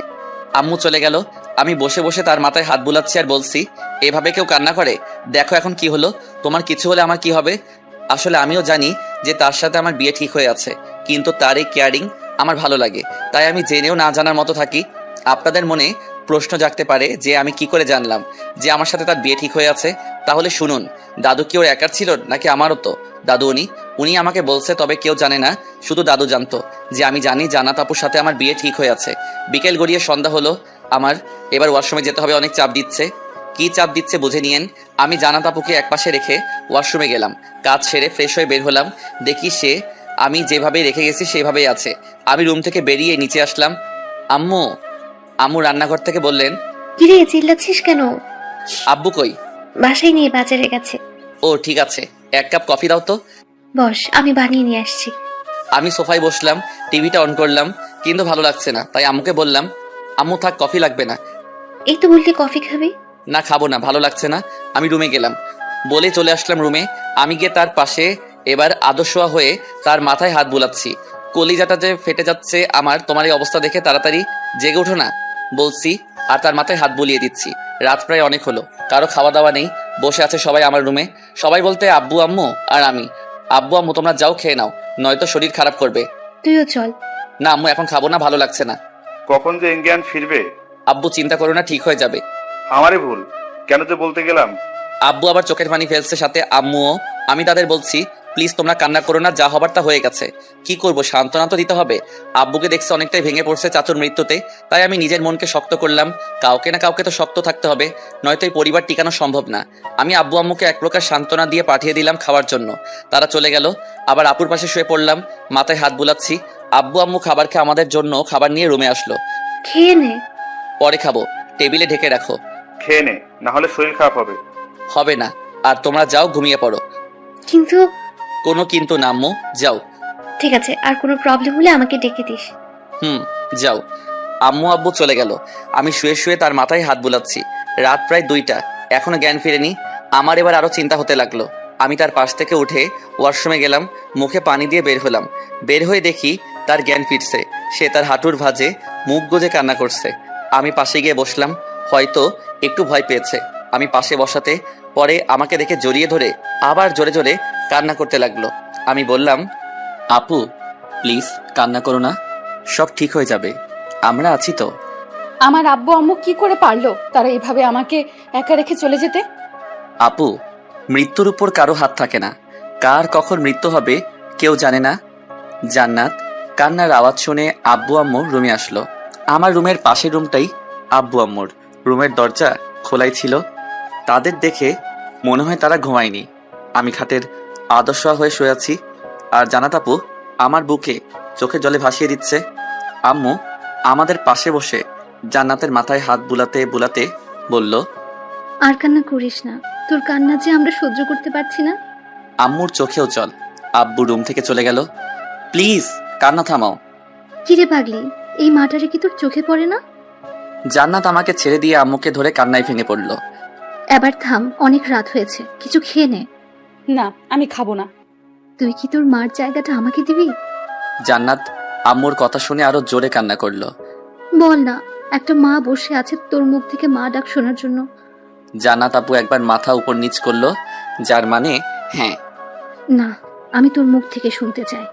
আম্মু, বলেই কান্না করছে। আমি দেখছি তাদের। এবার তো কান্না থামাও, অনেক রাত হয়েছে, খাবে চলো। না আমি খাবো না। না খেলে শরীর খারাপ করবে তো। আমি খাবো না। আমি ওখান থেকে উঠে হাত ধুয়ে টেবিল থেকে খাবারের প্লেট নিয়ে আবার খাটে আসলাম। না, ও খেয়ে নাও। খেয়ে নে মা। না। আমি ভাত মেখে এবার তার মুখের সামনে ধরলাম। নাও, হাঁ করো। আপু আমার দিকে তাকিয়ে রইল, আর চোখ বেয়ে পানি পড়ছে। আরে তাকিয়ে থেকো না, হাঁ করো, তাকিয়ে থাকলে পেট ভরবে না। জান্নাত আপু হাঁ করলো। আমি তাকে খাইয়ে দিলাম। সে আম্মুকে জড়িয়ে ধরেই ছিল। আমি খাবার খাইয়ে তার মুখ মুছে দিলাম। তারপর ডক্টর আঙ্কেল যে ওষুধগুলো দিল তা খাইয়ে দিলাম। আমিও খেয়ে নিলাম। আমি প্লেটগুলো নিয়ে নিচে এলাম। ওইদিকে তোর জন্য আজও এখনো খাইনি, তোকে খাইয়ে তারপর এখন খেলো। জান্নাত আম্মুর বুক থেকে মুখ তুলে আম্মুর মুখের দিকে তাকালো। আমি ঠিকই বলছি, এই সবে মাত্র তোকে খাইয়ে তারপর খেলো। আমি রুমে এসে দেখি ওদের যেভাবে দেখে গেছি সেইভাবেই আছে। আম্মু তুমি যাও, গিয়ে ঘুমাও, আর আব্বুকেও ঘুমাতে বলো। কি তোর আপু ঘুমায়নি? না, নিচে বসে আছে। তুমি যাও, আমি আছি। কিন্তু আমি জানি তুমি কিসের ভয় করছো। এতদিন যেহেতু কিছু হয়নি, তাই এই এক রাতেও কিছু হবে না। এতটুকু বিশ্বাস রাখো তোমার ছেলের উপর। ঠিক আছে, আমি গেলাম। জান্নাত মা, তুই শুয়ে পড়। আম্মু জান্নাত আপুকে রেখে চলে গেল। তুমি শুয়ে পড়ো, আমি আছি। আর প্লিজ আর কান্না করো না। জান্নাত আপু কোনো কথা না বলে শুয়ে পড়লো। আমিও একটা বালিশ নিয়ে ফ্লোরে শুয়ে পড়লাম, কারণ রুমে সোফা নেই। আমি শুয়ে আছি, জান্নাত আপুও শুয়ে আছে। আমার চোখ দুটো ঘুমে জড়িয়ে এলো। এমন সময় কানো কান্নার আওয়াজ শুনতে পেলাম। আমি বুঝে গেছি যে এটা আর কেউ নয়, জান্নাত আপুই কান্না করছে। আবার উঠলাম, উঠে খাটের দিকে তাকিয়ে দেখি সে বালিশে মুখ গুজে কান্না করছে। আমি আর তার কান্না দেখতে পাচ্ছি না। আমি তার পাশে শুয়ে আমার দিকে ঘুরিয়ে জড়িয়ে ধরলাম। কান্না করছো কেন? কান্না করতে বারণ করছিলাম না? তারা একদম স্বার্থপর, আমাকে একা রেখে চলে গেল। কেন? কোথায় যাবে তুমি? আব্বু আম্মুর কাছে। কথাটা শুনে আমি আরো জোরে জড়িয়ে ধরলাম। আমার এমন মনে হতে লাগলো সে তো এই কথা বলেই যেন সে আমার থেকে দূরে চলে যাচ্ছে। ব্যথা লাগছে। সরি, আমি জোরে জড়িয়ে ধরছি। তুমি প্লিজ এই কথা বলো না। তারা একদম ভালো না। আরো কত কথা। আমি তাকে জড়িয়ে ধরে আছি, সে কথা বলছে আর কান্না করছে। এক সময় কান্না করতে করতে আমার বুকেই ঘুমিয়ে পড়লো। আমি একটা স্বস্তির নিঃশ্বাস ফেলি, তাকে একপাশে শুয়ে দিলাম, আবার নিচে এসে শুয়ে পড়লাম। সকালে ঘুম থেকে উঠে দেখি আপু রুমে নেই। আমি ওয়াশরুমে গেলাম, সেখানেও নেই। আমি পুরো বাড়ি খুঁজলাম, কোথাও নেই। শেষে তার রুমে গেলাম, সেখানেও নেই। অবশেষে ছাদে এলাম, এসে দেখি সে এক কোণে গুটিসুটি মেরে বসে আছে। আমি তার কাছে গিয়ে জড়িয়ে ধরলাম। আমার এইরকম জড়িয়ে ধরাতে সে হয়তো একটু অবাক হয়েছে। কখন ঘুম থেকে উঠলে? আমাকে জাগাওনি কেন? জান্নাত আপু কোনো কথা বলছে না। কি হলো বলো, কখন ঘুম থেকে উঠলে? এবার সে আবার কান্না করতে শুরু করলো। প্লিজ আর কান্না করো না। এমনিতেই কাল রাতে ঠিক মতো ঘুমাওনি, শরীরটা অনেক দুর্বল হয়ে পড়ছে তোমার। এখন আরো কান্না করলে আরো দুর্বল হয়ে পড়বে। আমি পাশে বসে তাকে জড়িয়ে ধরে আছি, এখন আবার কান্না করতে করতে ঘুমিয়ে পড়লো। কি যে করি আমি এখন তোমাকে নিয়ে। তারপর তাকে কোলে করে সিঁড়ি বেয়ে রুমের দিকে যাচ্ছি। আম্মু দেখে আমার কাছে আসলো। কিরে, কি হয়েছে ওর? কিছু না, আবার কান্না করতে করতে ঘুমিয়ে গেছে। ও, কিন্তু ছাদে গেলি কখন তোরা? তুমি আপুকে ছাদে যেতে দেখোনি? না।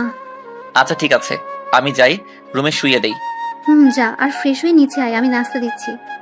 আম্মু আব্বু কই? অফিসে চলে গেছে। এত সকাল? কি জানি কি মিটিং আছে বললো। ও আচ্ছা, আমি আসছি, তুমি নাস্তা দাও। আয়। আম্মু চলে গেল। আসলে সকাল এখন 7টা বাজে, তাই একটু অবাক হলাম, কারণ কাল রাতে তো ঠিক মতো কারো ঘুম হয়নি তাই। আর এত সকালে ঘুম থেকে ওঠার কারণে একটু অবাক হলাম। কিন্তু আমাকে ভাবাচ্ছে আপু কখন ঘুম থেকে উঠলো আর ছাদে গেল। আম্মু দেখলো না। আমি তাকে তার রুমে নিয়ে শুয়ে দিলাম। তারপর কপালে একটা আলতো করে কিস করে চলে আসলাম ফ্রেশ হতে। ফ্রেশ হয়ে নিচে গিয়ে নাস্তা করে আপুর জন্য নাস্তা নিয়ে তার রুমে আসলাম। এসে দেখি সে এখনো ঘুমিয়ে আছে। আমি তার পাশে বসলাম, তবে তাকে জাগাবো না, কাল রাতে ঘুম হয়নি এমনিতেই। আমি আমার ফোন নিয়ে বসে বসে গল্প লিখছি। গল্পটা লেখা শেষ করে পোস্ট করে দিলাম। তারপর তাকে এবার জাগাবো, অনেকক্ষণ হলো ঘুমিয়েছে। আপু, এই আপু উঠো, অনেক ঘুমিয়েছো। হুম। উঠো, অনেক ঘুমিয়েছো, 10টা বেজে গেছে, ফ্রেশ হয়ে খাবারটা খেয়ে নাও। জান্নাত আপু উঠলো, তবে বসে আছে।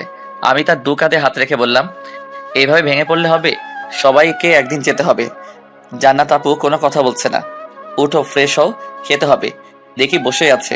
আমি তার হাত ধরে ওয়াশরুমে ঢুকিয়ে দিয়ে বললাম, তাড়াতাড়ি ফ্রেশ হও, আমি বসে আছি। আমি খাটে বসে এবার গেম খেলা শুরু করলাম। কিছুক্ষণ পর আপু দরজা খুলে বেরিয়ে আসলো। আমি তো তার এই রূপ দেখে তৃতীয়বারের মতো ক্রাশ খেলাম। নিজেকে সামলাতে সামলাতে আপু দেখি ড্রেসিং টেবিলে বসে তার কানের দুল খুলছে। কাল কলেজ থেকে এসেছে, আর কিছু খোলেনি। আর কি কি হলো আপনারা তো জানেনই, নতুন করে আর কি বলবো। আমি আবার গেমে মনোযোগ দিলাম, কিন্তু ভালো লাগছে না। তাকিয়ে দেখি তার কানের দুল খোলা শেষ, চুলগুলো আঁচড়ানো শেষ, কিন্তু মন মরা হয়ে বসে আছে ড্রেসিং টেবিলের সামনে। আমি উঠে তার কাছে গেলাম, পিছন থেকে তার 2 কাঁধে হাত রেখে বললাম, এমন করলে হবে বলো, উঠো খেয়ে নাও। আমি তাকে উঠিয়ে খাটের উপর বসালাম, আর আমি তার সামনে বসলাম। আম্মু সকালে নাস্তা ডাল আর পরোটা বানিয়েছিল। আমি পরোটা ছিঁড়ে ডাল নিয়ে তার মুখের সামনে ধরলাম। নাও, হা করো। জান্নাত আপু একবার আমার দিকে তাকিয়ে আবার অন্যদিকে মুখ ঘোরালো। এবার আমি তার পাশে গিয়ে বসলাম। খাবে না? না, কেন? ভালো লাগছে না। ভালো লাগছে না বললেই হলো? খাও বলছি, এদিকে তাকাও। না, তুই খাবারটা রেখে যা, আমি পরে খাবো। আমি আমার বাঁ হাত দিয়ে তার থুতনি ধরে আমার দিকে ঘোরালাম। এ কি, আমার হাতে পানি? তাকিয়ে দেখি তার চোখে জল। সে আবার অন্যদিকে মুখ ঘোরালো। আমি এবার তাকে পিছন থেকে জড়িয়ে ধরলাম। প্লিজ, তার কান্না করো না, লক্ষ্মীটি আমার। আমি তার কাঁধে আমার থুতনি রাখলাম। জানো, অনেক খারাপ লাগছে আমার তোমাকে এমন দেখে। কোনো কথা বলছে না, শুধু চোখের পানি ফেলছে। যাদের বাবা মা নেই তারাই বুঝে বাবা মাহীন জীবন চলা কতটা কঠিন। প্রত্যেক পদে পদে বিপদ, অবজ্ঞা, অবহেলা, বিভিন্ন ধরনের কষ্ট। কিন্তু আমি আমার লক্ষ্মীটাকে কোনোটাই দেব না, শুধু ভালোবাসা দেব, যেখানে থাকবে না কোনো কষ্ট। আমি তার চোখের পানি মুছে দিলাম। তারপর আবার খাবারটা তার মুখের সামনে ধরলাম। নাও, হা করো। জান্নাত আপু এবার হা করলো। আমি তাকে খাবার খাইয়ে দিয়ে প্লেটটা নিয়ে নিচে চলে আসলাম। প্লেটটা রেখে আবার তার রুমে গেলাম। এখন কেমন লাগছে? ভালো? হুম। খারাপ লাগছে না তো? না। এখন কি আরেকটু ঘুমাবে? হুম। ওকে। আমি তাকে জড়িয়ে ধরে শুয়ে পড়লাম। আমি তার মাথায় হাত বুলাচ্ছি, আর সে আমার বুকে মুখ লুকিয়ে শুয়ে আছে। কিছুক্ষণ পর অনুভব করলাম সে ঘুমিয়ে গেছে। আমি তার কপালে ছোট্ট একটা কিস করে জড়িয়ে ধরলাম, আর মনে মনে বলছি, আমার জান পাখিটা অনেক কষ্ট পেয়েছে। আমি তাকে জড়িয়ে ধরে কখন ঘুমিয়ে পড়লাম নিজেই জানি না। দুপুরে আম্মুর ডাকে ঘুম থেকে উঠলাম। এই আরিয়ান, হুম। ওর দুপুর হয়ে গেছে। ও, উঠছি, তুমি যাও। যাচ্ছি, আর ওকে জাগিয়ে দে। ওকে, যাও। আম্মু চলে গেল। আমি জান্নাত আপুর দিকে তাকালাম। দেখি সে বাচ্চাদের মতো জড়িয়ে ধরে আছে আমায়। আমি তার কপালে একটা কিস করে মাথার চুলগুলোতে হাত বুলাতে বুলাতে ডাকলাম, আপু। এই আপু। দূর, কি আপু আপু করছি? ও তো আমার ভবিষ্যৎ বউ। এই যে ম্যাডাম, উঠেন, অনেক ঘুমিয়েছেন। হুম। কি উঠো, অনেক ঘুমিয়েছ। না।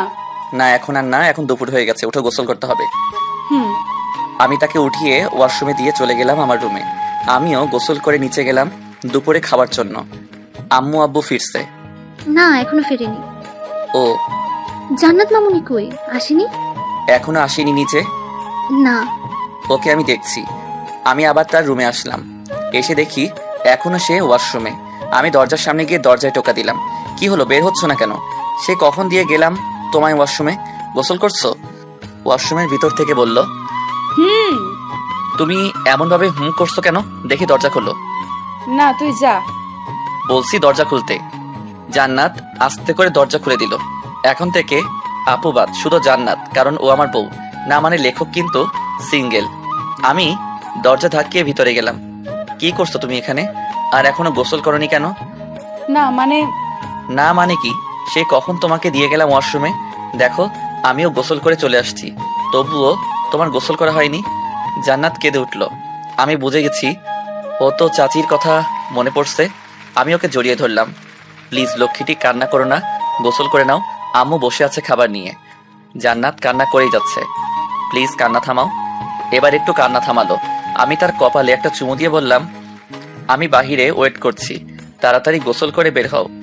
আমি তাকে ছেড়ে দিয়ে ওয়াশরুম থেকে বেরিয়ে আবার খাটে বসলাম। ফোনটা দিয়ে বন্ধুদের কল করলাম। কিরে, আজ কলেজ আসলি না কেন? বিরাট এক ঘটনা ঘটছে ভাই। কি হয়েছে? ফোনে না, বিকেলে আড্ডাখানায় আয়, তারপর বলবো। ওকে। বাই।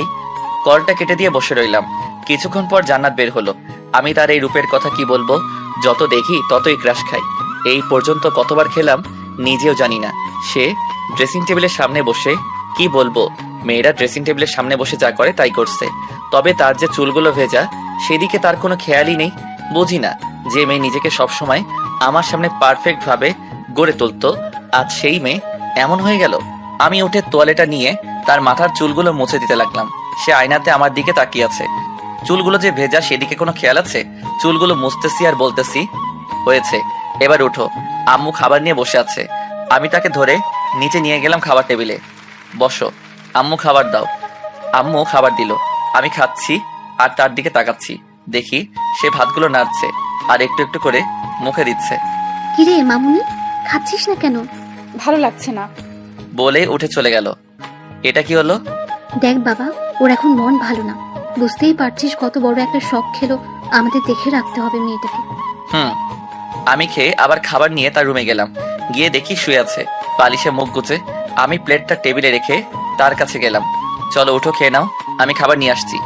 জান্নাত চমকে গিয়ে আমার দিকে তাকালো। হয়তো আমি যে রুমে আছি সেদিকে কোনো খেয়াল ছিল না, তবে আমি তার চোখে পানি দেখছি।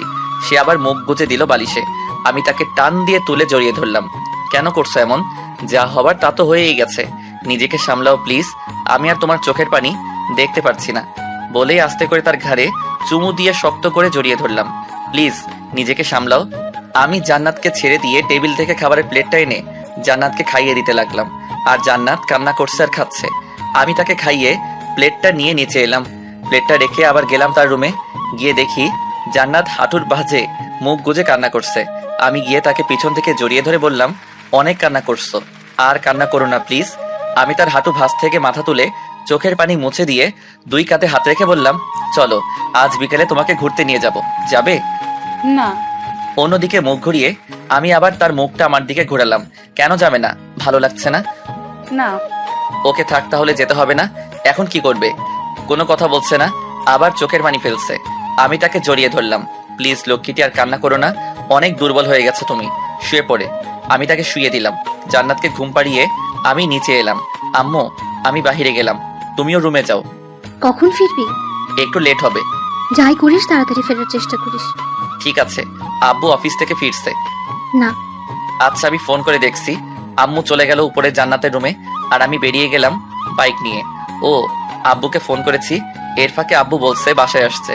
আমি বাইক নিয়ে আমাদের আড্ডাখানায় চলে আসলাম। এসে বসে আছি। কিছুক্ষণ পর ওরা দুইটা এলো। কিরে, এমন কি হলো যে আজ কলেজে গেলি না? তারপর আমি ওদেরকে সব খুলে বললাম। আমার চোখ দিয়ে পানি পড়তে লাগলো। থাক, আর কান্না করিস না, যা হবার তা তো হয়ে গেছে। জানিস, আমার চাচা আমাকে অনেক ভালোবাসতো। যেদিন আমার কাছে টাকা থাকতো না সেদিন আমার পকেটে টাকা দিয়ে দিত। আব্বুর ব্যবসার কাছে অনেক হেল্প করতো। আমার চাচিও অনেক ভালো ছিল, আমাকে অনেক আদর করতো, ঠিক মায়ের মতো খাইয়ে দিত, অনেক কেয়ারিং করতো আমায়। থাক ভাই, আর কান্না করিস না। এখন বল আপু, মানে জান্নাত আপুর কি অবস্থা? এখন একটু ভালো। এখানে আসার আগে ঘুম পাড়িয়ে দিয়ে আসছি। ও, ওদের সাথে আরো কিছুক্ষণ আড্ডা দিলাম। তারপর ঘুরতে ঘুরতে রাত প্রায় 9টা বেজে যায়। আমি বাসায় এসে কলিং বেল দিতেই আম্মু এসে দরজা খুলে দিল। এখন আসার সময় হলো তোর? তোকে না বলেছি তাড়াতাড়ি আসবি? হইছে, এখন তো আসছি। দেখি সরো। আম্মুকে পাশ কাটিয়ে ভিতরে গেলাম। গিয়ে দেখি জান্নাত সোফায় বসে আছে হাঁটুর ভাঁজে মুখ গজে দিয়ে। আমি তার পিছনে গিয়ে বসলাম। খেয়েছো? জান্নাত মুখ ঘুরিয়ে আমার দিকে তাকালো, আবার সামনের দিকে আগের মতো হয়ে গেল। আমি তাকে ঘুরিয়ে আমার দিকে আনলাম। কি হলো? কিছু বলছি আমি। খেয়েছো? না। বলে উঠতে যাবে, আমি তার হাত ধরে বললাম, এখানে বসো। জান্নাত কোনো কথা ছাড়াই বসলো। বুঝলাম না, অন্যদিন হলে এই নিয়ে আমার সাথে ঝগড়া লেগে যেত। যাই হোক, আমি তার কাঁধে দু হাত রেখে বললাম, এমন গোমরা মুখ করে আছো কেন? আমার কিন্তু ভালো লাগছে না। কোনো কথা বলছে না। ওকে ফাইন, চলো খাবে। কাল রাতে ঠিকমতো ঘুমাতে পারোনি, আজ তাড়াতাড়ি ঘুমিয়ে পড়ো। কোনো কথা না বলে উঠে চলে গেল। আমিও রুমে গিয়ে ফ্রেশ হয়ে নিচে এসে খাবার খেয়ে আমার রুমে চলে গেলাম। সেও তার রুমে গিয়ে দরজা লাগিয়ে শুয়ে পড়লো। আম্মু আব্বুও শুয়ে পড়লো। এরপর থেকে শুরু হলো জান্নাতের অবহেলা। আমি যাই বলি যাই করি, ও শুধু হ্যাঁ না হ্যাঁ বলো এগুলো বলতো। আজ অনেকদিন পর কলেজে যাচ্ছি, আমি বাহিরে দাঁড়িয়ে আছি, তার জন্য সেও আসলো। এতক্ষণ লাগে, উঠো। জান্নাত কোনো কথা ছাড়াই উঠে বসলো। আমি বাইক চালিয়ে কলেজে চলে আসলাম। বাইকটা পার্ক করে জান্নাতকে নামিয়ে দিলাম। সে কোনো কথা ছাড়াই চলে গেল। আমিও চলে আসলাম বন্ধুদের কাছে। কিরে, আজ কিছু বলেনি তোকে আপু? এমন ভাবে চুপচাপ তো আপু ছিল না, তোকে কিছু না কিছু বলে শাসিয়ে যেত। ভাই, ও চাচা চাচি মরার পর থেকে কারোর সাথে ঠিকমতো কথা বলে না। যদি কিছু জিজ্ঞেস করি শুধু হ্যাঁ না হ্যাঁ বলো। কি করব কিছু বুঝছি না। থাক, এসব নিয়ে ভাবিস না, ঠিক হয়ে যাবে। এখন একটু শোকে আছে, আস্তে আস্তে ঠিক হয়ে যাবে। ক্লাসে চলো। ও তানিয়া আসেনি? আরে ভাই, এখানে তো আরেকটা ঘটনা ঘটছে। কি ঘটছে? রনি তানিয়াকে প্রপোজ করেছে, তানিয়াও রাজি হয়ে গেছে। বাহ, রনি আমার ট্রিট কই? তুই তো শালা কলেজেই আসিস না। সবই তো জানোস তোরা। বাদ দে, আজকে বিকেলে টিপ দেবো, আসবে কিন্তু। আসবো। তা তোর গার্লফ্রেন্ড এখন এলো না কেন? গার্লফ্রেন্ড গার্লফ্রেন্ড করবি না, তোরা ভাবি ডাকবি না আমায়। আমি তোদের ফ্রেন্ড ছিলাম, ফ্রেন্ড আছি, ফ্রেন্ড থাকবো। একবার যদি ভাবি বলিস তো কানের নিচে দুটো দেবো। আমরা কথা বলছিলাম, তখনই তানিয়া পিছন থেকে বলে উঠলো, ভালোই তো, আটকে গেলাম। বল বল বল, আর আমি দুইটা কানের নিচে দেই। থাক, দোষ দেয়া লাগবে না, চল ক্লাসে যাই। সবাই মিলে ক্লাসে আসলাম। সব কটা ক্লাস করে বাইকের সামনে এসে দাঁড়িয়ে আছি। ওরা সবাই চলে গেল। কিছুক্ষণ পর জান্নাত আসলো। বুঝছি না আজ এত তাড়াতাড়ি চলে আসলো। আমি হাবলার মতো তাকিয়ে আছি তার দিকে। আমার ঘোর ভাগিয়ে জান্নাত শুধু একটা কথাই বলল, চল। আমিও বাইকে উঠে ফিসফিস করে বললাম, যাক বাবা, এতদিন পর নতুন একটা শব্দ যোগ হলো, চলো। আমি বাইক স্টার্ট দিলাম। জান্নাত উঠে বসলো পিছনে। বাইক চালাচ্ছি আর জান্নাতের দিকে তাকাচ্ছি, না মানে লুকিং গ্লাসে। দেখি সে মিট মিট করে হাসছে। তার হাসি দেখে অনেকটা শান্তি পেলাম। আজ অনেকদিন পর তাকে হাসতে দেখলাম। প্রায় 2 মাস তো হবেই। আমি বাইক নিয়ে বাসায় চলে আসলাম, পার্ক করলাম। জান্নাত নেমে ভিতরে চলে গেল। আমি চলে আসলাম রুমে গিয়ে গোসল করে খেয়ে একটা ঘুম দিলাম। বিকেলে ঘুম থেকে উঠে চলে গেলাম আড্ডাখানায়। এসে একজন নতুন মেম্বার্স দেখলাম, মানে তানিয়াও আজ আসছে। যাক, ওদের সাথে চলে গেলাম রেস্টুরেন্টে। গিয়ে একটা টেবিলে বসলাম। ওরা খাবার অর্ডার দিল, খাবার আসলো, সবাই খাচ্ছে। গায়েস, তোদের সাথে কিছু কথা আছে। বল, এতে আবার পারমিশন আর কি আছে? না মানে কথাটা রনি আর তানিয়াকে বলবো। ওকে, তাহলে আমি ওই টেবিলে গেলাম। আরে না থাক, সমস্যা নেই। কি বলবি বলে ফেল। আমার তোদের দুজনের একটু হেল্প লাগবে। আরে ভাই বলে ফেল, আমাদের সামর্থ্য থাকলে আমরা করব, বল। তোকে কয়দিনের জন্য আমার গার্লফ্রেন্ড হতে হবে। আমার কথা শুনে ওদের মুখের খাবার বেরিয়ে আসলো। রনির বিষম উঠে গেল। রনি আমার পাশেই বসা ছিল। আমি তাকে পানি দিলাম, সাথে সাথেই ঢক ঢক করে পানি গিলতে লাগলো। আরে আস্তে আস্তে। সর শালা এখান থেকে। আরে আমার কথাটা তো শুনো। কোনো কথা না, তুই উঠবি, না হলে মাথা ফাটিয়ে দিলাম। রনি শান্ত হ, আমি দেখছি। তুই কি বলতে চাইছিস বলতো? আমার কথা পুরোটা না শোনা পর্যন্ত কেউ কোনো কথা বলতে পারবি না। আমি জানি তুই কোনো খারাপ কথা বলবি না, তাই বল। কেউ কোনো কথা বলবে না। ওকে, তাহলে শোন। আমি বলতে লাগলাম, তোকে কয়দিনের জন্য আমার সাথে গার্লফ্রেন্ডের নাটক করতে হবে। কিন্তু কেন? কারণ জান্নাত, মানে এটা যে জান্নাতের মুখ থেকে শুনতে হবে যে ও আমাকে ভালোবাসে। আর আমি যদি তানিয়ার সাথে রিলেশন করছি, যদি সে শুনে, তাহলে তো আরো আগেই বলে দিবে। না ভাই, এটা করিস না। জান্নাত আপু তোকে অনেক ভালোবাসে, তুই এমন করিস না, উল্টাপাল্টা কিছু হয়ে যেতে পারে। এই, তুই জানলি কি করে যে জান্নাত আমাকে ভালোবাসে? না মানে তুই বলবি আমার কিন্তু রাগ উঠছে। তারপর তানিয়া ওই দিনের সব কথা বলল, যেদিন আমি তানিয়াকে প্রথম জান্নাতের সাথে দেখা করাই। আচ্ছা, এই ব্যাপার। আমার জানু আমার থেকে এত কিছু লুকাচ্ছে। এখন তো তোকে আমার গার্লফ্রেন্ড হতেই হবে কিছুদিনের জন্য। না, ও হবে না, আমি দিব না। আরিয়ান, এটা ঠিক হবে না। আমি বুঝবো, তুই রাজি কিনা বল। না তানিয়া, তুমি রাজি হবা না। আমি রাজি। তানিয়া। রনি রাগ দেখিয়ে উঠে চলে গেল। থাক তানিয়া, তোর রাজি হবার দরকার নেই। রনি অনেক রেগে গেছে। আরে ধুর, ওর রাগ সম্বন্ধে তুই তো জানিস। দেখবি কিছুক্ষণ পর এমনি চলে আসবে, তুই খা। আমরা খাচ্ছি, কিছুক্ষণ পর রনি আবার আসলো। কিরে, গেলি না? আবার আসলি কেন? তোর কোনো সমস্যা? অনেক রেগে আছে দেখছি তানিয়ার বাবুটা। শালা তো এবার লজ্জায় শেষ। বস এখানে। রনি বসলো। দেখ ভাই, বেশি না, বাস 1 সপ্তাহ। এর মধ্যেই দেখবি সব ঠিক হয়ে যাবে। আর আমি তো ওকে শুধু জান্নাতের সামনেই গার্লফ্রেন্ডের মতো ব্যবহার করব। আমাকে হেল্প কর ভাই। আমি আমার সেই কলিজাকে চাই যে আমাকে অনেক ভালোবাসতো। কোনো মেয়ের সাথে মিশতে দিত না, আমাকে অনেক কেয়ার করতো। প্লিজ ভাই, আমি আমার সেই রাগী জান্নাতকে চাই। প্লিজ ভাই, আমাকে হেল্প কর। আমি জানি সে আমাকে অন্য মেয়ের সাথে দেখলে রেগে গিয়ে ঠিক বলে দিবে। আমি কেঁদে উঠলাম, কারণ আমি তাকে এখন অনেক ভালোবেসে ফেলেছি। তার সে আগের দিনগুলো অনেক মিস করছি। আমি চাই জান্নাত আবার আগের মতো হোক, আমাকে আগের মতো কেয়ার করুক। অনেক রিকোয়েস্টের পর রনি রাজি হলো। সেখান থেকে বাসায় আসলাম রাত 10টায়। এসে দেখি আব্বু আম্মু জান্নাত তারা খাবার টেবিলে বসে আছে। প্রথমে হাসি মুখে বাসায় ঢুকলেও জান্নাতকে দেখে নিমিষেই হাসি উধাও হয়ে গেল। তার কারণ জান্নাত গোমড়া মুখ করে বসে আছে খাবার টেবিলে। আমি আর তাকে এভাবে দেখতে পারছি না। এইসব ভাবছি, এরই মাঝে আম্মু বলে উঠল, কিরে এত লেট হলো কেন? ফ্রেশ হয়ে আয়, আমি খাবার দিচ্ছি। আমার খিদে নেই, তোমরা খাও, আমি বাইরে থেকে খেয়ে আসছি। আর কোনো কথা না বলে আমি রুমে চলে আসলাম। এসে ফ্রেশ হয়ে ঘুমিয়ে পড়লাম। পরের দিন সকালে রীতিমতো ঘুম থেকে উঠে ফ্রেশ হয়ে নাস্তা করে বাইক নিয়ে দাঁড়িয়ে আছি জান্নাতের জন্য। জান্নাত আসার পর তাকে নিয়ে সোজা কলেজে চলে আসলাম। সে তার ফ্রেন্ডদের কাছে চলে গেল, আমি আমার ফ্রেন্ডদের কাছে চলে আসলাম। এর মাঝে জান্নাত একটা কথাও বলেনি, আমিও বলিনি। তারপর আমরা সবাই ক্লাসে গেলাম। এর মাঝে তানিয়ার সাথে এই ব্যাপারে একটা প্ল্যান করলাম। থাক, সেটা পরে বুঝবেন, এখন এটা নিয়ে ভাবার সময় নেই। আমার ক্লাস আছে। আমি সব ক্লাস করে তানিয়াকে নিয়ে বাইকের সামনে দাঁড়িয়ে আছি। কিছুক্ষণ পর দেখি জান্নাত আসছে। আমি তানিয়ার সাথে হেসে হেসে কথা শুরু করলাম। একটু আর চোখে তাকিয়ে দেখি মহারানী তো রাগে ফায়ার। যাই হোক, বেশি কিছু বলা যাবে না, তা নয়তো উল্টাপাল্টা কিছু করে ফেলবে। আমি তানিয়াকে চলে যেতে বললাম, তানিয়া চলে গেল। জান্নাত আমার কাছে আসলো, তো যাওয়া যাক, উঠো। চল। তাতে দাঁত চেপে বলল। আমি তো তার এই রাগ দেখে খুশি, আবার একটু চিন্তা হচ্ছে এই মেয়ে যে রাগী, আবার উল্টাপাল্টা কিছু করে না বসে। যাই হোক, আমি বাইকে উঠে বসলাম, জান্নাতও বসলো। তারপর সোজা বাসায় আসলাম। জান্নাত সোজা বাইক থেকে নেমে হন করে হেঁটে রুমে চলে গেল। যা বাবা, এইটুকুতে এত রাগে গেল, এখনো তো আরো বাকি। আমিও বাইক থেকে নেমে সোজা বাসায় চলে আসলাম। রুমে গিয়ে গোসল করে প্রতিদিনের মতো আজও দিলাম এক ঘুম। তবে রুমে আসার আগে একটা জিনিস দেখলাম, সেটা হলো জান্নাত রুমে এসে তার কলেজ ব্যাগ খাটে ছুঁড়ে ফেলে দেয়। তারপর কিছুক্ষণ খাটে বসে থেকে রাগটা কন্ট্রোল করে চেষ্টা করে, তারপর ওয়াশরুমে চলে যায়। যাই হোক, প্রতিদিনের মতো আজও বিকেলে ঘুম থেকে উঠে চলে গেলাম বন্ধুদের সাথে আড্ডা দিতে। রাত প্রায় 9টায় বাসায় আসলাম। বাসায় ঢুকতেই, কি করছিস তুই? আমি আবার কি করলাম? তাহলে জান্নাত মামুনি কলেজ থেকে এসে এমন রাগ করলো কেন? আমি কি জানি? তুই জানিস না? না। ঠিক আছে, আমি যেন পরে কিছু না শুনি। ওকে। যা, তোর আব্বু আর জান্নাত মামুনিকে ডেকে আন, আমি খাবার দিচ্ছি। আব্বুকে ডাকবো? আচ্ছা ঠিক আছে। আগেই বলছি আমি আব্বুকে একটু ভয় পাই। আমি নিচে থেকে আমার রুমে এসে ফ্রেশ হয়ে আব্বুর রুমে গেলাম। আব্বু আসবো? আব্বু কাজ করছিল। আয়। আমি রুমের ভিতরে গেলাম। কিছু বলবি? আম্মু ডাকছে। কেন? খেতে ডাকছে। ও, তুই যা, আমি আসছি। আমি রুম থেকে বেরিয়ে জান্নাতের রুমে গেলাম। দেখি মহারানী শুয়ে শুয়ে ফোন টিপছে। আসবো? জান্নাত আমার দিকে তাকিয়ে আবার ফোনের দিকে তাকালো, কোনো কথাই বললো না। যা বাবা, এতেই এত রাগ। আমি তার পাশে গিয়ে শুয়ে পড়লাম। ফোনে তাকিয়ে দেখি ফেসবুকে ভিডিও দেখছে। আম্মু খেতে ডাকছে, চলো। কোনো কথা বলছে না। আমি ফোনটা তার হাত থেকে নিয়ে পাশে রেখে দিলাম।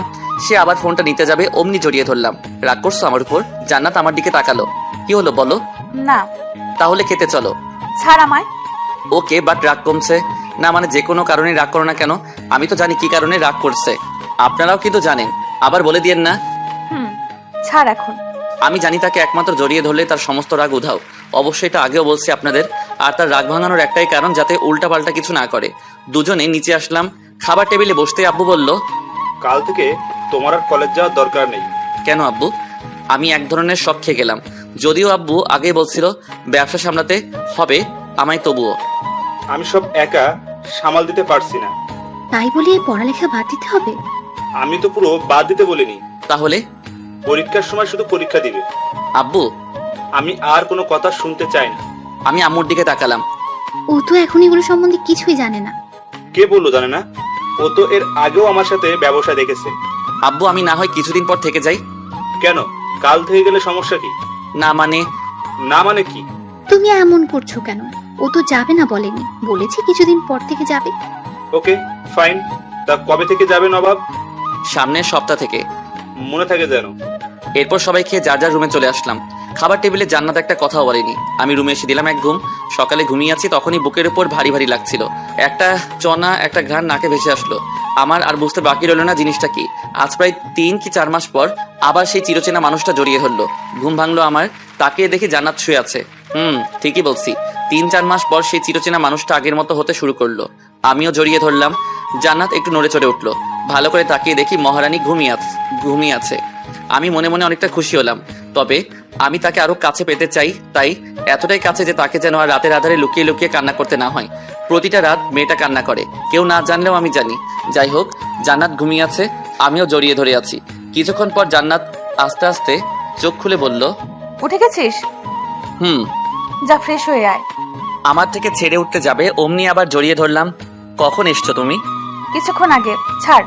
ছাড়বো, বাট আজ আবার কি মনে করে এতদিন পর আমার রুমে? কেন আসতে পারি না বুঝি? তা না, মানে এতদিন তো আসোনি তাই জিজ্ঞেস করলাম। ও ছাড়। আমি তাকে ছেড়ে দিলাম। ছাড়া পেয়ে জান্নাত উঠে রুম থেকে বেরিয়ে যেতে যেতে বলল, তাড়াতাড়ি ফ্রেশ হয়ে আয়, অনেক লেট হয়ে গেছে, কলেজে যেতে হবে।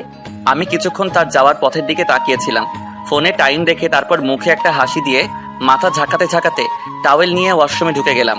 আমার গায়ে গেঞ্জি ছিল, বুকের উপর গেঞ্জিতে হাত দিয়ে দেখি ভেজা। আমার আর বুঝতে বাকি রইল না গেঞ্জিটা ভেজা কেন। মেয়েটা আমার বুকের উপর কান্না করে গেল, আমি টেরি পেলাম না। যাই হোক, ফ্রেশ হয়ে নিচে এসে নাস্তা টেবিলে বসে আছি। কিছুক্ষণ পর জান্নাতও আসলো। আম্মু আর কতক্ষণ বসিয়ে রাখবে? নাস্তা দাও জলদি। আনছি। রান্নাঘর থেকে বেরিয়ে আসতে আসতে বলল। তারপর দুজনে নাস্তা করে কলেজে চলে আসলাম। জান্নাত তার ফ্রেন্ডের কাছে চলে গেল, আমিও আমার ফ্রেন্ডের কাছে চলে আসলাম। এসেই ওদের উপর ঝাঁপিয়ে পড়লাম। আরে ভাই স্যার, মেরে ফেলবে নাকি? মামা, আমার কলিজা আগের মতো হওয়া শুরু করছে। কি কিরকম? তারপর ওদের কাল কলেজ থেকে বাসায় কি কি হয়েছে সব বললাম। আরে বাহ, একদিনে এত পরিবর্তন! তা ভাই, আমারটাকে ছেড়ে দে। মানে? আমি তানিয়ার কথা বলছি। না ব্রো, এখনো পুরোপুরি ঠিক হয়নি। পুরো ঠিক হলে তারপর। আর তোদের একটা কথা বলছি, আমি মনে হয় আগামী সপ্তাহ থেকে কলেজে আসতে পারবো না। কেন? তানিয়া কই? আসেনি আজ? না, এখনো আসেনি, এসে পড়বে। এখন তুই বল, তুই কলেজে আসবি না কেন? তারপর ওদের আব্বুর সব কথা খুলে বললাম। তার মানে তুই শুধু পরীক্ষার সময় আসবি? বাট সময় পেলে মাঝে মাঝে আসবো। অনেক মিস করবো তোকে ভাই। আমিও। কে কাকে মিস করবে? পিছনে তাকিয়ে দেখি তানিয়া। এই হারামজাদির একটাই অভ্যাস, কোনো বলা নেই কওয়া নেই, পিছনে এসে পুট করে একটা বলে বসবে। এত লেট হলো কেন তোর? আরে বলিস না, বাদ দে। জানিসই তো এখনকার রাস্তাঘাটের অবস্থা। তা কি মিস করছিলি তোরা? আমাকে মিস করছিলি নাকি? হ্যাঁ, আইসে। রনি, আরে তোরা থাম। আরিয়ান তুই বলতো কি মিস করছিল ওরা? তুই রনির থেকে পরে জেনে নিস। এখন ক্লাসে চল, বেল পড়ে গেছে। ও বলবে না, তুই বল। বলবে। এখন ক্লাসে চল। সবাই ক্লাসে আসলাম, সব কয়টা ক্লাস করে বের হলাম। আমি আর তানিয়া বাইকের সামনে দাঁড়িয়ে আছি। রনি বলছে তুই নাকি সামনের সপ্তাহ থেকে আর আসবি না। আব্বুর সাথে ব্যবসা দেখতে হবে, তবে পরীক্ষার সময় আসবো। আবার সময় পেলে মাঝে মাঝেও আসবো। তা আপোষ শুনছি পরিবর্তন হচ্ছে। ম্যাডাম নতুন করে আবার আগের মতো আপডেট হচ্ছে। ভালো তো। আচ্ছা, তুই রনির সাথেও তো যেতে পারিস, একা যাস কেন? কি করব বল, আমার কি আমার বয়ফ্রেন্ডের সাথে ঘুরতে মন চাই না? তাহলে সমস্যা কোথায়? সমস্যা হলো এখানকার সব লোক কম বেশি আমাকে চিনে, কারণ আমার আব্বু এই থানার ওসি। ও, তা তোর আব্বু মেনে নিবে? জানি না, তবে আব্বু আমার কোনো কথা কোনোদিনও ফেলেনি। যা চাইছি তাই দিচ্ছে। আশা করছি এটা ফেলবেন না। তুই শিওর তোর কথা রাখবে? পুরো শিওর না। আমার কথা বলছি।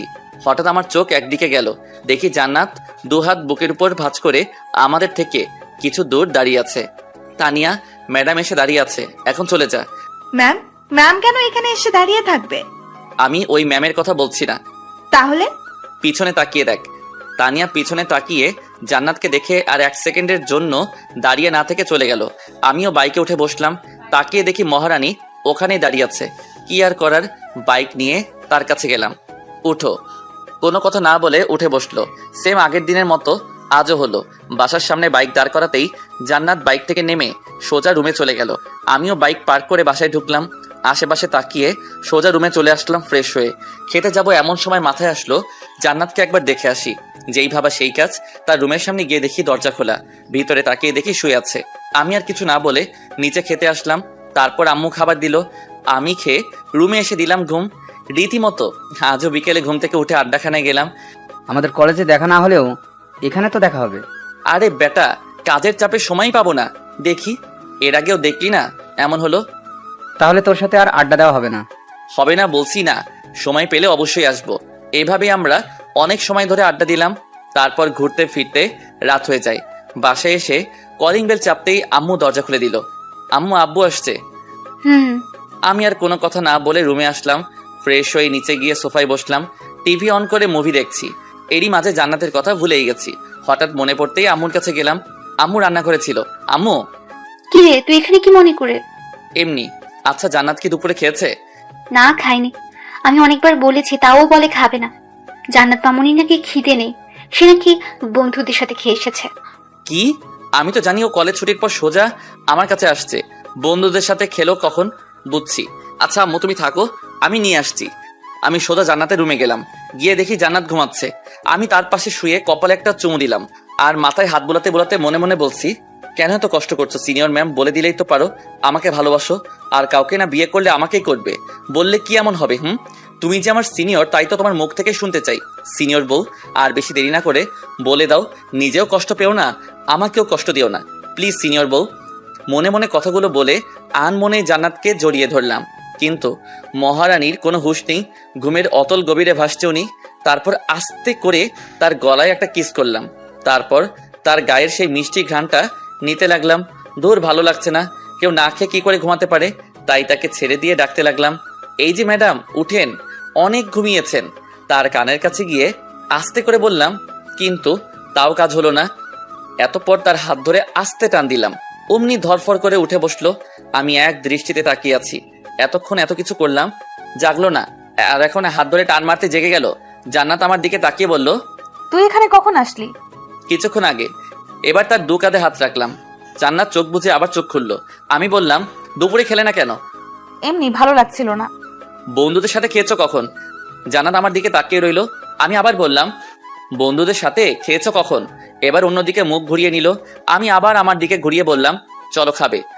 না, আমি খাবো না, তুই যা। না খেলে শরীরটা খারাপ করবে, চলো। না। আমি তাকে আস্তে করে বুকের সাথে জড়িয়ে ধরলাম।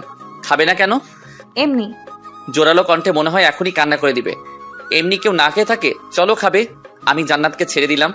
আমি এখানে বসছি, যাও ফ্রেশ হয়ে আসো। জান্নাত আস্তে করে খাট থেকে নেমে ওয়াশরুমে চলে গেল। আমি খাটে বসে একটা জিনিস ভাবছি, এত কিছু করলাম কিন্তু জাগলো না। আর তার হাত আস্তে করে টান দিতেই জেগে গেল। কাঁধে হাত রাখতেই কেন যেন অদ্ভুত একটা বিহেভ করলো।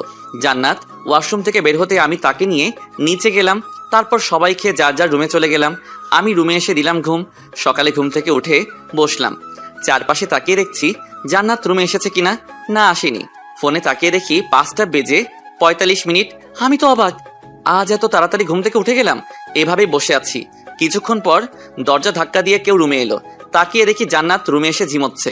আমাকে বসে থাকতে দেখে আবার চলে যাচ্ছিল। দাঁড়াও। জান্নাত দাঁড়িয়ে গেল। আমি খাট থেকে নেমে তার কাছে গেলাম। দু কাঁধে হাত রেখে বললাম, চলে যাচ্ছ কেন? এমনি। চলো। কোথায়? ঘুমাবে। না, থাক। আমি কোনো কথা না বলে জান্নাতকে কোলে তুলে নিলাম। জান্নাত শুধু হাবলার মতো তাকিয়ে আছে। খাটে বসিয়ে আমি আবার শুয়ে পড়লাম। তারপর জান্নাতকে টান দিয়ে বুকের উপর জড়িয়ে ধরলাম। তারপর তার মাথায় হাত বুলাতে বুলাতে বললাম, ঘুমাও। রাতে ঘুমাওনি? তাহলে এত সকালে ঘুম থেকে উঠলে কি করে তুমি? কি আমি জান্নাতের মাথাটা ধরে আমার দিকে ঘোরালাম। দেখি মহারানী ঘুমিয়ে গেছে। আমাকে এখন একটা জিনিস ভাবাচ্ছে, জান্নাত কি রাতে ঘুমায়নি? তাকিয়ে দেখি তার চোখ মুখ ফোলা ফোলা। আমার আর বুঝতে বাকি রইল না। হঠাৎ আমার চোখ তার ঠোঁটের দিকে গেল। গোলাপি রাঙার ঠোঁট দুটো। অপলকে তাকিয়ে আছি তার ঠোঁটের দিকে। কেন জানি আজ তার ঠোঁটের পরশ পেতে ইচ্ছে হলো। আমি আমার ঠোঁট দুটো তার ঠোঁটে রাখলাম। আস্তে করে একটা চুমুক দিয়ে আবার সরে আসলাম। জান্নাত খানিকটা কেঁপে উঠল। না, এর বেশি কিছু ভাবা যাবে না, তাহলে উল্টাপাল্টা কিছু হয়ে যেতে পারে। আমি তার মাথাটাকে জড়িয়ে ধরে আবার ঘুমিয়ে পড়লাম। আম্মুর ডাকে ঘুম ভাঙলো। আরিয়ান। আমি চোখ খুলে দেখি আম্মু দাঁড়িয়ে আছে। ওঠ, অনেক বেলা হয়েছে, কলেজে যাবি না? আস্তে আম্মু, ও জেগে যাবে তো। জেগে যাক, ও কলেজে যাবে না? আমি জান্নাতকে একপাশে শুইয়ে দিলাম। তারপর উঠে আম্মু হাত ধরে রুম থেকে বেরিয়ে বললাম, না, ও আজ কলেজে যাবে না, আমিও যাব না। কেন? আম্মু, আমার মনে হয় জান্নাত কাল রাতে ঠিক মতো ঘুমায়নি। দেখো কেমন চোখ মুখ ফোলা ফোলা। আমরা রুমের দরজার সামনে দাঁড়িয়ে কথা বলছিলাম। আম্মু জান্নাতের দিকে তাকিয়ে একটা দীর্ঘশ্বাস ফেলে বলল, আমরা কি আর মেয়েটাকে আগের মতো করতে পারবো না? আজ কতদিন হয়ে গেল মেয়েটার মুখে সেই মিষ্টি হাসিটা দেখি না। আম্মু চোখ ছলছল করে উঠল। সব ঠিক হয়ে যাবে আম্মু, দেখো ও আগের মতো সবার সাথে কথা বলবে, সবার সাথে হাসাহাসি করবে। তাই যেন হয়। আচ্ছা আম্মু, তুমি যাও, আমি ফ্রেশ হয়ে আসছি। আমি আম্মুকে পাঠিয়ে আবার রুমে এলাম। জান্নাতের কাছে গিয়ে তার কপালে একটা চুমু দিয়ে ওয়াশরুমে চলে গেলাম। হঠাৎ করে কেন জানি দু চোখ দিয়ে পানি পড়তে লাগলো। হাতের তালু দিয়ে যত মুছছি ততই বের হচ্ছে। এই চোখের পানিও সময় না বুঝেই ঝরে। কোনো মতে নিজেকে সামলিয়ে ফ্রেশ হলাম। বাহিরে বেরিয়ে দেখি জান্নাত খাটে বসে আছে। আমি টাওয়েল দিয়ে মুখ মুছতে মুছতে তার কাছে গেলাম। ঘুম থেকে কখন উঠছো? এই তো এখন। অন্যদিকে তাকিয়ে আমি টাওয়েলটা রেখে তার কাছে গেলাম। যাও ফ্রেশ হয়ে আসো, আম্মু নাস্তার জন্য ডেকে গেছে। হুম। জান্নাত খাট থেকে নেমে দাঁড়ালো, অমনি আমি পিছন থেকে জড়িয়ে ধরলাম। কোন কারণে রেগে আছো আমার উপর? আমার থুতনিটা তার কাঁধে রাখলাম। না। সত্যি তো? ছাড়, ফ্রেশ হতে হবে, কলেজে যাব। না, আজ কলেজে যেতে হবে না। আমি তাকে ছেড়ে দিলাম। জান্নাত আমার দিকে তাকালো। আমি তার চোখে কিছুটা খুশি দেখতে পাচ্ছি, তবে এটা কিসের খুশি জানি না। কিন্তু তার মুখটা কালো মেঘের মতো করে রাখছে। কেন কলেজে যাব না? এমনি, আজ রেস্ট নাও। না, আমি কলেজে যাব। বলছি যেতে হবে না, যাও ফ্রেশ হও। জান্নাতকে তার রুমে পাঠিয়ে দিলাম। আমি নিচে এসে সোফায় বসে টিভি দেখতে লাগলাম। আম্মু রান্নাঘর থেকে বলে উঠলো, কিরে, জান্নাত মামুনি ঘুম থেকে উঠছে? ফ্রেশ হতে গেছে। আম্মু আর কিছু বললো না, আমিও আর কিছু বললাম না। টিভি দেখতে লাগলাম। কিছুক্ষণ পর জান্নাত সিঁড়ি বেয়ে নিচে এসে সোজা রান্নাঘরে আম্মুর কাছে চলে গেল। একটু পর দেখি আব্বুও নিচে নামছে। আব্বুকে দেখে অবাক হলাম, কারণ এই সময় আব্বু অফিসে চলে যায়। আব্বু আমার কাছে এসে সোফায় বসলো। আব্বু আজ অফিসে যাওনি? আজ কাজের চাপ একটু কম, তাই একটু পরে যাব। ও। এরপর দুজনে টিভি দেখতে লাগলাম। টিভিতে নিউজ চলছে, খবর পড়ছে সামিয়া আক্তার ঐশী, আমার দ্বিতীয় ক্রাশ, আমাদের এলাকারই, কিন্তু তার কিছু কিছু কাজের কারণে এখন আর তাকে ভালো লাগে না। যাই হোক, আমরা খবর দেখছিলাম। কিছুক্ষণ পর আম্মু আর জান্নাত নাস্তা এনে টেবিলে রাখলো। টিভি অফ করে নাস্তা করতে আসো। আসছি, টিভি অফ করে আই। আব্বু চলে গেল, আমিও টিভি অফ করে নাস্তার টেবিলে গিয়ে বসলাম। সবাই নাস্তা করে যার যার কাজে মন দিল। আব্বু অফিসে চলে গেল। আম্মু আর জান্নাত রান্নাঘরে চলে গেল রান্না করতে। আমি রুমে এসে বসে বসে গল্প লেখা শুরু করলাম। প্রায় অনেকক্ষণ ধরে গল্পটা লিখে পোস্ট করে দিলাম। কিছুক্ষণ পর বলি, সরি, আলী কল করলো। আমি রিসিভ করলাম। কিরে, আজ কলেজে আসবি না? না রে দোস্ত, কেন? এমনি। আচ্ছা, বিকেলে তাহলে আড্ডাখানায় দেখা হচ্ছে। আমি কলটা কেটে দিলাম। তারপর দিলাম ঘুম। দুপুরে কারো নরম হাতের চয় ঘুম ভাঙলো। তাকিয়ে দেখি জান্নাত দাঁড়িয়ে আছে। তার চুলগুলো ভেজা মনে হয়, এখনই গোসল করে আসছে। তার মুখে বিন্দু বিন্দু পানি লেগে আছে। ঠোঁটগুলো গোলাপি থেকে গাঢ় গোলাপি হয়ে উঠছে। আমার এমন চাহনি দেখে হয়তো একটু লজ্জা পেয়েছে। আমার ভাবনার শেষ ঘোষণা করলো, আম্মু তোকে খেতে ডাকছে, গোসল করে আয়। আমার এখন মন চাচ্ছে ওকে জড়িয়ে ধরে লম্বা একটা কিস করি, কিন্তু কি করার, কিছু করার নেই। ও হ্যাঁ, জান্নাত আমার আম্মুকে এখন আম্মু বলে ডাকে, আব্বুকে আব্বু বলে ডাকে। জান্নাত কথাগুলো বলে চলে গেল। আমিও গোসল করে নিচে গিয়ে খেয়ে রুমে এসে ফোনটা নিয়ে চলে গেলাম ঘুরতে। বিকেলে আড্ডাখানায় গেলাম। বাহ, আজ তানিয়াও আছে দেখছি। তা কি খবর তোদের? ভালো। তোর কি খবর? কিছু ভালো, কিছু খারাপ। মানে? কিছু না। আমি বুঝছি, তুই বল ভালোটা কি আর খারাপটা কি? কোনটা বলবো, ভালোটা আগে না খারাপটা? খারাপটাই আগে বল। কাল কলেজে থেকে যাওয়ার পর জান্নাত সারাদিন কিছু খাইনি। রাতে আমি বাসায় গিয়ে আম্মুর থেকে শুনি। তারপর আমি তাকে নিয়ে খাওয়ালাম। রাতে তাকে রুমে পাঠিয়ে আমিও আমার রুমে চলে আসলাম ঘুমাতে। সকালে যখন জান্নাত আমার কাছে আসলো, তখন আমি বুঝতে পারি কাল রাতে সে ঘুমায়নি, সারা রাত কান্না করছে। কিভাবে বুঝলি? তার চোখ মুখ ফোলা ফোলা ছিল, ঘুমে ঝিমোচ্ছিল। আমি জড়িয়ে ধরতেই ঘুমিয়ে গেল। ও, তোরা এমন ভাবে ও করছিস কেন? কিছু না। এবার ভালো খবরটা বল। ভালোটা হলো, আমার বলতে কেমন জানি লাগছে। আরে বল, আমরাই তো। এই ফার্স্ট টাইম আমি জান্নাতকে লিপ কিস করছি। ওরে বাবারে, আপু কিছু বলেনি? বলবে কি করে, সে তো ঘুমিয়েছিল। ঘুমিয়েছিল বলে কিছু বলেনি, জেগে থাকলে কানের নিচে দুটা দিত। ওরা তিনটা হাসতে লাগলো। দাঁত কেলানি বন্ধ কর। আচ্ছা, আমি যার জন্য আজ আসলাম, কিসের জন্য আসলি? একটা প্ল্যান তোর জন্য। এতে 100% শিওর কাজ হবে এখন। কি প্ল্যান? তারপর তানিয়া তার প্ল্যান বলল। এটা বেশি হয়ে যাবে না? না, এটা আর এখনই করার সময়। এই প্ল্যানটা ঠিক মতো হলে দেখবি জান্নাত আপুর আগের মতো হয়ে যাবে। বেশি কিছু বলিস না বইন। আরে না, বেশি কিছু বলবো না। আচ্ছা তোরা থাক, আমি বাসায় যাই। সাবধানে ভাই, দেখিস আগের রাগ ক্ষোভ ফিরে এলে তোর আবার মাথা না ফাটাই। এই, তুমি ওরা ভয় দেখাচ্ছ কেন? না মানে, তুমি তো আপুর রাগটা দেখোনি, তাই তুমি বুঝো না। আমরা দেখেছি, আমরা জানি। আচ্ছা আমি গেলাম। আর তানিয়া বইন, প্লিজ যা যা বলছিস এর থেকে একটু বাড়িয়ে বলিস না। না, বলবো না, তুই যা। আমি ওখান থেকে বাসায় চলে আসলাম সোজা রুমে চলে গেলাম। কিছুটা ভয় ভয় লাগছে, যদি উল্টাপাল্টা কিছু হয়ে যায়। বিকেল গড়িয়ে সন্ধ্যা হলো। আমি ফোনটা রুমে রেখে নিচে গেলাম। কিরে, আজ যাসনি কোথাও? গিয়েছি, আবার চলে আসছি। কেন? ভালো লাগছিল না। শরীর খারাপ? না, এমনি যাইনি। ওহো। আচ্ছা আম্মু, জান্নাত কই? রুমে হয়তো। যাক, ভালোই হলো। কিরে, কি ভাবছিস? কই কিছু না তো। আজকাল তোকে কেমন জানি লাগছে। কেমন লাগছে? কি জানি। আচ্ছা বাদ দে, নাস্তা দিচ্ছি, খাবি? আয়। না, এখন আর কিছু খাবো না। আমি গিয়ে সোফায় বসে পড়লাম। টিভি অন করে বসে আছি, মনে শুধু অন্য চিন্তা। ওদিকে কি হচ্ছে কে জানে। তানিয়া ফোন করেছে কিনা। অনেকক্ষণ হলো টিভি চালিয়ে বসে আছি, এতক্ষণে কাজ হয়ে গেছে মনে হয়। আমি টিভি অফ করে রুমের দিকে পা বাড়ালাম। দরজার সামনে দাঁড়িয়ে আছি। রুমের ভিতরে দেখি জান্নাত আমার ফোনে কান দিয়ে অন্যদিকে ঘুরে দাঁড়িয়ে আছে। একটু পরপর চোখের পানি মুছে আমি দুপা পিছিয়ে আবার কাশিরে রুমে ঢুকলাম। আরে তুমি এখানে, আর আমি তোমাকে নিচে খুঁজছি। জান্নাত চমকে গিয়ে আমার দিকে তাকালো। আমি তো তার দিকে তাকিয়ে পুরাই থ হয়ে গেলাম। তার চোখ মুখ রাগে লাল হয়ে আছে, আর চোখ দিয়ে পানি শুধু অনবরত ঝরেই যাচ্ছে। আমাকে আর কিছু বলতে না দিয়ে ফোনটাকে ফ্লোরে আছাড় মারলো। তারপর চোখের পানি মুছতে মুছতে দৌড়ে তার রুমে চলে গেল। আমি শুধু দাঁড়িয়ে আছি। কিছুক্ষণ পর হুঁশ আসতেই ফোনের দিকে তাকালাম। দেখি ফোনের কেচিং এক জায়গায়, ব্যাটারি অন্য জায়গায়। যাক, ফোন আমার জান আগের মতো ঠিক হলেই হবে। ও রুমে গিয়ে আবার উল্টাপাল্টা কিছু করে না বসে। আমি আবার তার রুমে গেলাম, যে দেখি মহারানী বালিশে মুখ গুজে কান্না করছে। এই তানিয়া আবার কিছু বাড়িয়ে বলেনি তো? আমি গিয়ে তার পাশে বসলাম, তার মাথায় হাত রাখলাম। হয়তো আমার উপস্থিতি আগেই টের পেয়েছে। হাত সরা। কেন, কি হয়েছে? হাত সরাতে বলছি। কি হয়েছে বলবে তো? হাত সরা। বলেই এক ঝটকায় হাতটা ছাড়িয়ে নিল। তারপর উঠে বসে বলতে লাগলো, এখানে কি চাই তোর? হ্যাঁ, যা তোর তানিয়ার কাছে যা, বের হ আমার রুম থেকে। অনেকটা রেগে কথাগুলো বলছে। আমি শুধু তাকিয়ে আছি। কি রে, কথা কানে যায় না? বের হ। আমার কথা শুনো। তোর কোনো কথা আমি শুনছি না, তুই বের হ আমার রুম থেকে। কেন যে দাদু মরার আগে তোর সাথে আমার বিয়ে ঠিক করে গেছে, আর কেন যে আমি তোকে ভালোবাসতে গেলাম, কপাল আমার। বলেই কান্না করতে লাগলো। আরে শুনো তো। আরে আর কিছু বলতে না দিয়ে জান্নাত আমাকে ধাক্কাতে ধাক্কাতে রুম থেকে বের করে দরজা লাগিয়ে দিল। তারপর আবার আগের মতো বালিশে মুখ গুজে কান্না করছে। আমি আর কি করব, আবার রুমে চলে আসলাম। রাগ একটু কমলে তারপর আবার যাব, বলবো এসব একটা প্ল্যান ছিল। রুমে এসে ফোনের পার্টগুলো হাতে নিয়ে খাটে গিয়ে বসলাম। ফোনটার অবস্থা একদম নাজেহাল, এটা একেবারে অকেজো হয়ে গেছে, কোনো কাজেই আর আসবে না। আম্মু আমার রুমে আসলো। কিরে, কি হয়েছিল?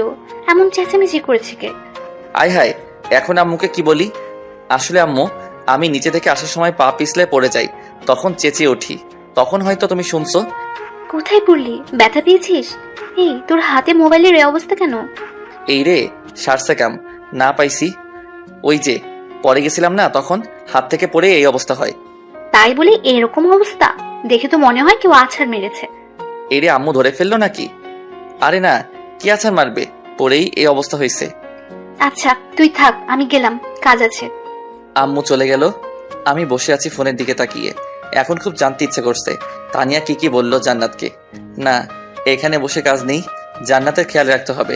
যেই রাগিবে আবার উল্টাপাল্টা কিছু করে বসতে পারে। তবে এখন আমি অনেক খুশি, মাই জান ইজ ব্যাক, আর আমাকে ভালোবাসে।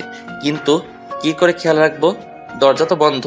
তখনই মনে পড়লো বাহিরে জান্নাতের রুমের বরাবর একটা আম গাছ আছে, ওটাতে উঠে দেখবো, জানলা দিয়ে দেখবো সে কি করে। যেই ভাবা সেই কাজ। চলে গেলাম বাইরে, সাথে 5টা সেন্টার ফ্রেশ মনে হয় সুইংগাম। উঠে গেলাম গাছে, একটা ডালে বসে বসে চুইংগাম চাবাচ্ছি, আর তাকে দেখছি। ঠোঁটের কোণে হাসি। দেখি মহারানী শুয়ে শুয়ে কান্না করছে, আর কি যেন বক বক করছে। মনে হয় আমার 14 গোষ্ঠী উদ্ধার করছে। করুক, তারও 14 গোষ্ঠী, এটাই নিজের গোষ্ঠী নিজে উদ্ধার করছে। এইভাবে কিছু সময় চলে গেল। এক সময় দেখি জান্নাত ঘুমিয়ে পড়ছে। আমিও গাছ থেকে নেমে আবার রুমে আসলাম। রাত 10টা বাজছে। আম্মু গেল জান্নাতকে ডাকতে খাওয়ার জন্য। কিছুক্ষণ পর আম্মু আর জান্নাত নিচে আসলো। আমি আর আব্বু খাবার টেবিলে বসে আছি। জান্নাত আসার পর তার দিকে আর চোখে তাকিয়ে দেখি সে আমার দিকে তাকিয়ে আছে, চোখে মুখে রাগের ছাপ। আমি আবার চোখ ফিরিয়ে নিলাম। খাবার খেয়ে যার যার রুমে চলে আসলাম। রাত 1টা বেজে 19 মিনিট। আমি ঘুমিয়ে আছি। হঠাৎ কিছু ভাঙার আওয়াজ কানে এলো। ধরফড়িয়ে উঠে বসলাম। বাড়িতে চোর ঢুকলো নাকি? আশেপাশে তাকিয়ে আস্তে করে উঠে দরজার কাছে গেলাম। দরজা ফাঁক করে বেরিয়ে দেখি আব্বু আম্মু জান্নাতের রুমের সামনে দাঁড়িয়ে কি যেন করছে। আমি তাদের কাছে গেলাম। কি হয়েছে আব্বু? আমরাও বুঝছি না কি হয়েছে। মেয়েটার ঘর থেকে ভাঙচুরের শব্দ আসছে। এই রে, এই রাত বিরাতে কি শুরু করলো এই মেয়ে? তখনই আবার একটা বিকট আওয়াজ। ও আম্মা গো, কি চলছে ভিতরে? জান্নাত মামুনি, দরজা খুল, কি হয়েছে তোর? আম্মু দরজা থাপড়াতে থাপড়াতে বলল। আব্বু ডাকতে লাগলো, কিন্তু কোনো সারা শব্দ নেই, শুধু ভাঙাচোরার আওয়াজ আসছে। আমি আর দাঁড়িয়ে না থেকে সোজা চলে গেলাম বাহিরে। আম গাছে উঠে রুমের ভিতরে কি করছে দেখার চেষ্টা করছি। দেখি জান্নাতের হাতে একটা রড, ওটা দিয়ে পুরো রুম তছনছ করে ফেলছে আর কান্না করছে। আম গাছ থেকে নেমে আবার জান্নাতের রুমের সামনে আসলাম। আব্বু আম্মু তোমরা যাও, আমি দেখছি। তুই কি করে দেখবি? দরজা তো বন্ধ। আহ, তোমরা যাও তো। তুই কিছু করেছিস মেয়েটার সাথে? আমি আবার কি করব? আমার তো তোকে সন্দেহ হচ্ছে। কিসের সন্দেহ? আম্মু কিছুটা রাগী ভাবে আমার দিকে তাকালো, তারপর রুমে চলে গেল। আব্বু তুমি যাও, আমি দেখছি। ভয় পাবেন না, আমাকে মারেনি। রুম থেকে আরেকটা আওয়াজ বেরোইছে। কি যে হলো মেয়েটার? বলে আব্বু চলে গেল। জান্নাত দরজা খোলো। দরজা ধাক্কাচ্ছি। প্লিজ আমার একটা কথা শুনো। আবার কিছুতে বাড়ি দিছে। প্লিজ দরজাটা খোলো, তারপর আমি তোমাকে সব বলছি। আমার কিচ্ছু শোনার নেই, তুই এখান থেকে যা। প্লিজ একটিবার দরজাটা খোলো। তোকে যেতে বলছি না? দেখো, ওইসব তুমি যা শুনছো সব মিথ্যা। তানিয়া আর আমি প্ল্যান করে তোমাকে রাগিয়েছি। সব সত্যি। প্লিজ তুমি থামো, আমি বলছি তো সব মিথ্যা। ওকে, তুমি প্রমাণ চাও তাই তো? হ্যাঁ। ঠিক আছে, আমি আসছি। তুমি আর একটা বাড়িও দিও না কিছুতে। ঠাস ঠাস। প্লিজ। আর দাঁড়িয়ে না থেকে চলে গেলাম আব্বু আম্মুর রুমে। কি রে, কি হয়েছে? দরজা খুলছে? না আব্বু, দেখি তোমার ফোনটা দাও তো। কেন, তোর ফোন কই? আমার ফোন দিয়ে কি করবি? আহ, দাও তো, বেশি কথা বলো না। ফোনটা নিয়ে চলে আসলাম জান্নাতের রুমের সামনে। এসে বসলাম। তানিয়ার নাম্বার মুখস্থ নাই, তাই রনির নাম্বারে কল দিলাম। রিং হতেই আছে কিন্তু ধরছে না। কিছুক্ষণ ট্রাই করার পর ধরলো। হ্যালো রনি। হ্যালো, কে? এত রাতে ডিস্টার্ব করছেন কেন? আরে আমি। ও আরিয়ান, হ্যাঁ কি জন্য কল করলি? ভাই, বিরাট সমস্যা হয়ে গেছে। তুই তানিয়ার নাম্বারটা দে তাড়াতাড়ি। তোর কাছে তো তানিয়ার নাম্বার আছেই। তোকে পরে সব বলবো, তাড়াতাড়ি নাম্বার দে। নে তোল, 01718। আচ্ছা রাখছি। কলটা কেটে দিলাম। তানিয়ার নাম্বারে কল দিলাম। রিং হতেই আছে। Pick up the phone Tania, pick up the phone. Hello hello Tania. Aryan, তুই এত রাতে? কোনো সমস্যা হয়েছে? তুই কি বলছিস বোন জান্নাতকে? কেন, কি হয়েছে? সব ভাইঙ্গা লাগছে বোন। কি কোষ? তুই একবার জান্নাতের সাথে কথা বল। ভাই, আমার এখন ভয় করছে। তুই সমস্যা পাকাইছস, তুই সমাধান করবি। জান্নাত। কি হয়েছে? তানিয়া কথা বলবে, দরজা খুলো। দরজার নিচে দিয়ে ফোন দে। বাদ্য ছেলের মতো ফোনটা দিয়ে দিলাম। ওপাশে কি বলছে কি করছে কিছু শোনা যাচ্ছে না। কিছুক্ষণ পর জান্নাত দরজা খুলে দিল। আমি তো জান্নাতকে দেখে থমকে গেলাম। এক হাতে রড, অন্য হাতে ফোন। জান্নাতের পরনে প্লাজো আর গেঞ্জি। দুহাত থেকে রক্ত পড়ছে। ঠোঁটের কোণ ফেটে রক্ত বেয়ে থুত নিতে এসে থেমেছে। চোখ দুটো লাল হয়ে আছে। চোখ থেকে পানি গল গল করে পড়ছে। ফর্সা গাল দুটো পুরো টকটকে লাল হয়ে আছে। নিজেকে এখন খুব অপরাধী মনে হচ্ছে। আর দাঁড়িয়ে থাকতে পারলাম না। জড়িয়ে ধরলাম আমার কলিজাটাকে। হেলে পড়লো আমার কলিজাটা আমার উপর। 2 ফোঁটা চোখের পানি গড়িয়ে পড়লো আমার। সরি, অনেক বড় ভুল করে ফেলছি আমি। আর হবে না। ভুলটা আমারও ছিল। না, তোমার কোনো ভুল ছিল না, সব দোষ আমার। জান্নাত কেঁদে উঠল। আমি জান্নাতকে কোলে তুলে নিলাম। রডটা ফেলে দাও। জান্নাত রডটা ফেলে দিল। আমি জান্নাতকে আমার রুমে নিয়ে আসলাম। তারপর যেসব জায়গা কেটে গেছিল সেই জায়গাগুলো ভাইডিন দিয়ে ড্রেসিং করে ব্যান্ডেজ করে দিলাম। জান্নাত কান্না করছে আর আমার দিকে তাকিয়ে আছে। ডক্টর আঙ্কেলকে কল করিনি, কারণ এখন অনেক রাত হয়ে গেছে। পায়ে কোনো চোট পাওনি তো? না। দেখি। না থাক, দেখা লাগবে না। আমি তার পায়ের কাছে গিয়ে বসলাম। জান্নাত শুয়েছিল। পা দুটো কোলে নিলাম। নিমিষে চোখের পানি গড়িয়ে পড়লো আমার। একটা মানুষ এতটা যন্ত্রণা কি করে সইতে পারে? একটা পায়ের তালু কেটে গেছে, অন্যটাই এক টুকরো কাজ দেখা যাচ্ছে। আমি জান্নাতের দিকে তাকালাম। দেখি অন্যদিকে মুখ ঘুরিয়ে মুখে হাত দিয়ে কান্না করছে। আমি চোখের পানি মুছে ব্যান্ডেজ কাপড়ে ভাইরিন লাগিয়ে আগে কাটা পাটা পরিষ্কার করে ব্যান্ডেজ করে দিলাম। তারপর কাপা কাপা হাতে কাচের টুকরোটা ধরতে যাব, অমনি জান্নাত পাটা সরিয়ে নিল, ধরফড়িয়ে উঠে বসলো। আমি জান্নাতের দিকে তাকালাম। কষ্ট হচ্ছে, ব্যথা লাগছে অনেক। কাজটা বের না করলে আরো কষ্ট হবে, পাটা এদিকে দাও। জান্নাত আমার দিকে পা দিয়েও দিল না। আমি জান্নাতের পাশে গিয়ে বসে তার কপালে চুমু দিয়ে মাথাটাকে জড়িয়ে ধরলাম। প্লিজ এমন করো না, কাচের টুকরোটা বের করতে হবে, না হলে আরো ব্যথা করবে। আমি দেখতে পারছি না। ওকে, তুমি চোখটা বন্ধ করো। জান্নাতকে ছেড়ে দিয়ে আবার তার পাটাকে আমার হাঁটুর উপর রাখলাম। জান্নাত চোখ বুজে নিল। আমি কাচের টুকরোটা ধরে জোরে একটা টান দিয়ে বের করে ফেললাম। অমনি জান্নাত একটা চিৎকার দিয়ে আমাকে জড়িয়ে ধরলো। কি করছো কি? পাটা এদিকে দাও, রক্ত পড়ছে তো। পড়ুক, আরো পড়ুক, বেশি করে পড়ুক। ফুপিয়ে ফুপিয়ে বলছে। আমি জান্নাতকে ছাড়িয়ে আবার তার পাটা টেনে ধরলাম। জান্নাত ছাড়ানোর চেষ্টা করছে আর ব্যথায় চিৎকার করছে। জান্নাতের চেঁচামেচিতে আব্বু আম্মু আমার রুমে আসলো। এই, এটা কি করে হলো? কিরে, কথা বলছিস না কেন? কি করে হলো এরকম? আমি কোনো কথা না বলে আগে পায়ের রক্ত মুছে তারপর ব্যান্ডেজ করে দিলাম। ব্যান্ডেজ করা শেষে জান্নাত জড়িয়ে ধরলো, আবার বুকে মাথা দিয়ে শক্ত করে জড়িয়ে ধরে আছে। কিরে, কথা বলিস না কেন তোরা? আব্বু, আমরা কালই বিয়ে করব। কি বলছিস তুই মা? এত তাড়াতাড়ি কিভাবে সম্ভব? আমি কোনো কথা শুনতে চাই না, আমি কালই বিয়ে করব। দেখো, এত তাড়াতাড়ি কি করে সম্ভব? আর তুমি তো এখন অসুস্থ। তুই একদম কোনো কথা বলবি না, না হলে তোকে এখন কি করি নিজেও জানি না। এমনিতেই তোর উপর রাগ আছে আমার। ওকে ওকে, কোনো কথা বলবো না। আমরা কালই বিয়ে করব। দেখ মামনি, বললেই তো সব হয় না, কিছু সময় তো লাগে সব জোগাড় করার। তোমরা আমাকে কেউ ভালোবাসো না। চলে যাব আমি। কোথায় চলে যাবি? আব্বু আম্মুর কাছে। আব্বু দুপা পিছিয়ে আম্মুর দিকে তাকালো। আমি জান্নাতকে আরো শক্ত করে জড়িয়ে ধরলাম। চোখ দুটো এলোমেলো করে আব্বুকে বললাম, আব্বু, ও যা বলছে তাই করো। কিন্তু আমি আর কোনো কথা শুনতে চাই না আম্মু, প্লিজ। আব্বু আম্মু আর কোনো কথা না বলে চলে গেল। আমার চোখের পানি গড়িয়ে পড়লো। কাঁদছিস কেন? হ্যাঁ, না কই কাঁদছি। ভালোবাসিস আমায়? আমি জান্নাতকে আরো একটু শক্ত করে জড়িয়ে ধরলাম। হয়তো তার প্রশ্নের জবাব সে পেয়ে গেছে, তাই তো আমাকেও সে শক্ত করে জড়িয়ে ধরলো। কখনো ছেড়ে যাবি না তো? এই দেহে যতদিন শ্বাস আছে ততদিন আমি তোমার পাশে আছি। সত্যি তো? শতভাগ সত্যি। ব্যথা করছে অনেক। কোথায়? পায়ে? হুম। আজকে রাতটা একটু কষ্ট করো, কাল সকালে ডক্টর আঙ্কেলকে ডেকে আনবো। দেখি ছাড়ো, আমি তোমার কিছু জামা কাপড় নিয়ে আসি। এগুলো তো একেবারে রক্তে ভরে গেছে। আর একটু এইভাবে থাকি না। আগে জামা কাপড় পাল্টাও, তারপর যতক্ষণ ইচ্ছে এইভাবে জড়িয়ে ধরে থেকো। কি কিছু না। আর এইসব কি পরো? হ্যাঁ, আমি না বলছি গেঞ্জি প্লাজো এগুলো একদম পরবে না। আমার এগুলো পরে ঘুমাতে ভালো লাগে। ও আচ্ছা, আমি তোমার জামা কাপড় আনছি, তুমি বসো। আমি জান্নাতকে ছেড়ে দিয়ে তার রুমে গেলাম জামা কাপড় আনতে। রুমে গিয়ে তো আমি হতভম্ব হয়ে গেলাম। পুরো ফ্লোরে কাচের টুকরো ছড়িয়ে ছিটিয়ে আছে, এক এক জায়গায় রক্ত দেখা যাচ্ছে। পুরো রুমের অবস্থা একেবারে নাজেহাল। আমার পুরো শরীর ঝাঁকুনি দিয়ে উঠল। ওই সময় ভালোভাবে দেখা হয়নি, পরক্ষণে আমার চোখ গেল রডটার দিকে। পুরো রড রক্তে লাল হয়ে আছে। দুহাত দিয়ে মাথা চেপে ধরে ভাবলাম, এই মেয়ে রড পেল কই? তারপর আস্তে আস্তে আলমারির কাছে গেলাম। আলমারি খুলে জান্নাতের কিছু জামা কাপড় নিলাম। তারপর বেরিয়ে আসলাম রুম থেকে। আমার রুমে এসে দেখি জান্নাত বসে বসে আব্বুর ফোনে কি যেন করছে। তার পাশে গিয়ে বসলাম। কি করছো? ও তুই আব্বুর ফোন আনছিস কেন? তোর ফোন কই? সন্ধ্যার সময় যে ফোনটা ভেঙে ফেলছিলাম মনে নাই?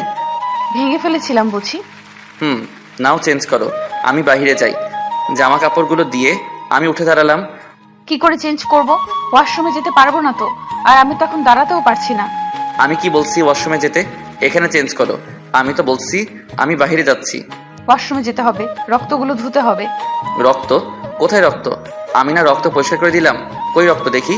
জান্নাতের দিকে একটু ঝুঁকলাম রক্ত কোথায় দেখার জন্য। অমনি আমার দু কাঁধে দুহাত জড়িয়ে ধরে কানে কানে বলল।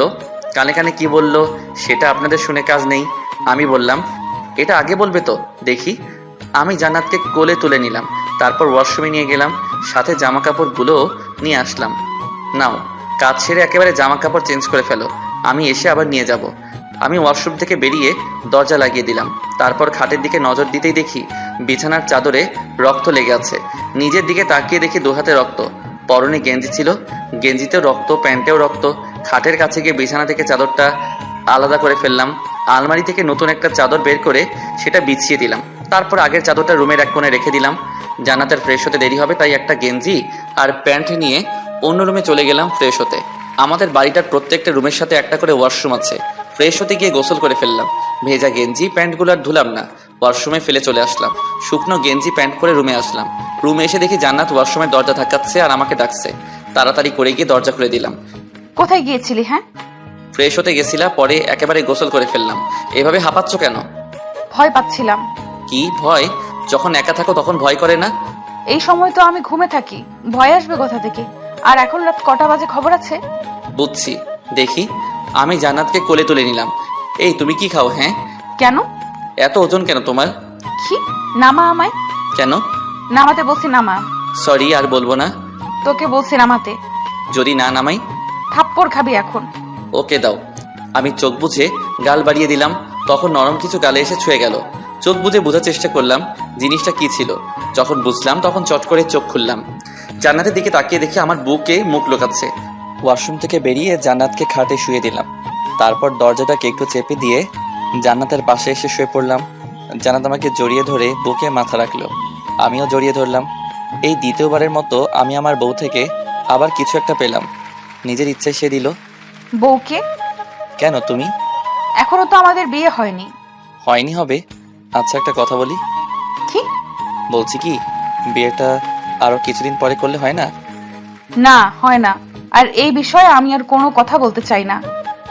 বিয়ে কাল হবে মানে কালই হবে। রাখছো কেন? চুপ, আর একটা কথাও বলবি না। এখন ঘুমা, রাত অনেক হয়েছে। আচ্ছা, আমার একটা কথা মাথায় আসছে না। কি? তানিয়া তোমাকে এমন কি বললো যার জন্য তুমি এত রেগে গেছো?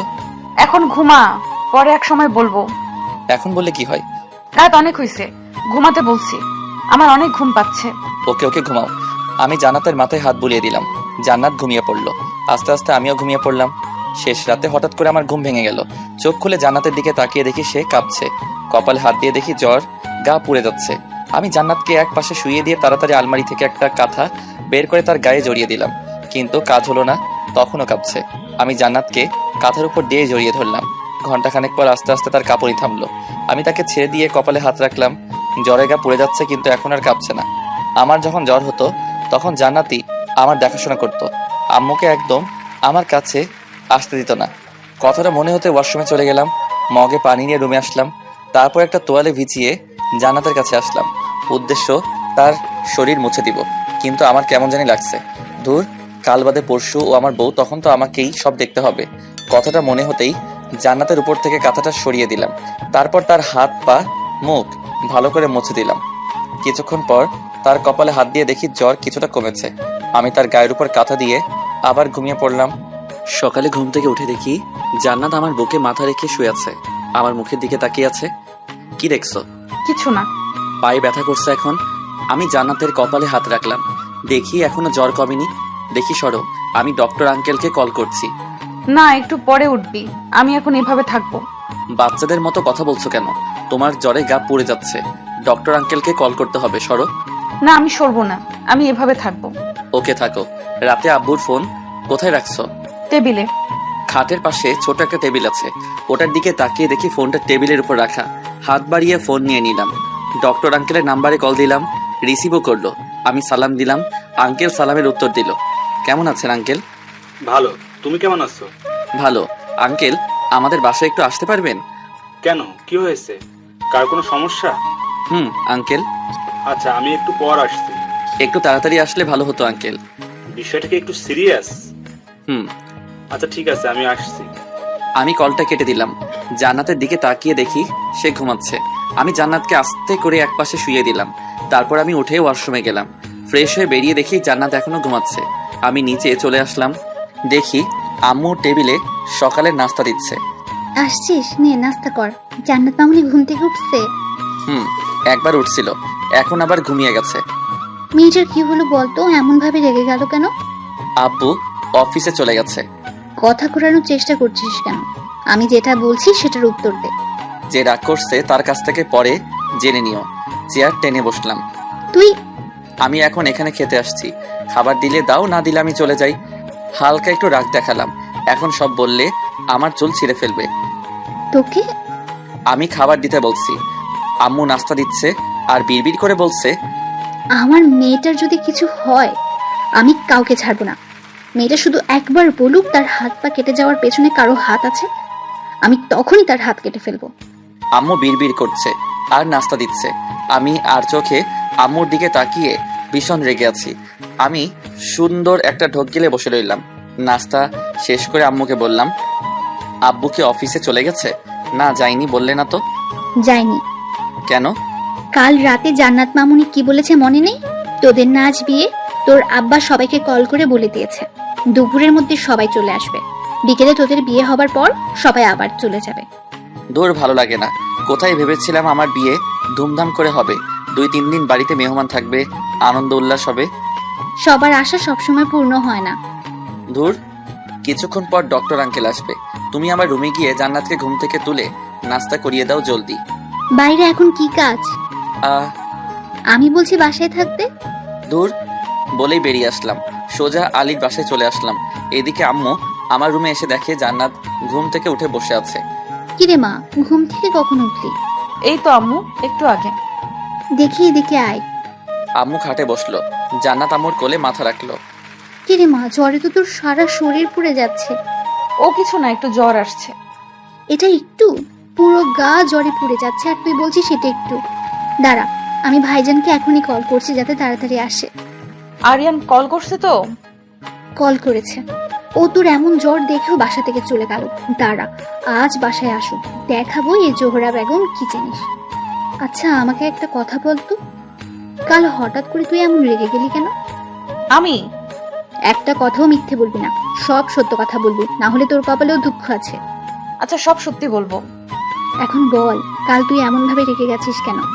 প্রথম থেকে বলি। এটা কি কোনো বই যে তুই প্রথম থেকে বলবি? না মানে আচ্ছা বল। 3 দিন থেকে এই সমস্যা।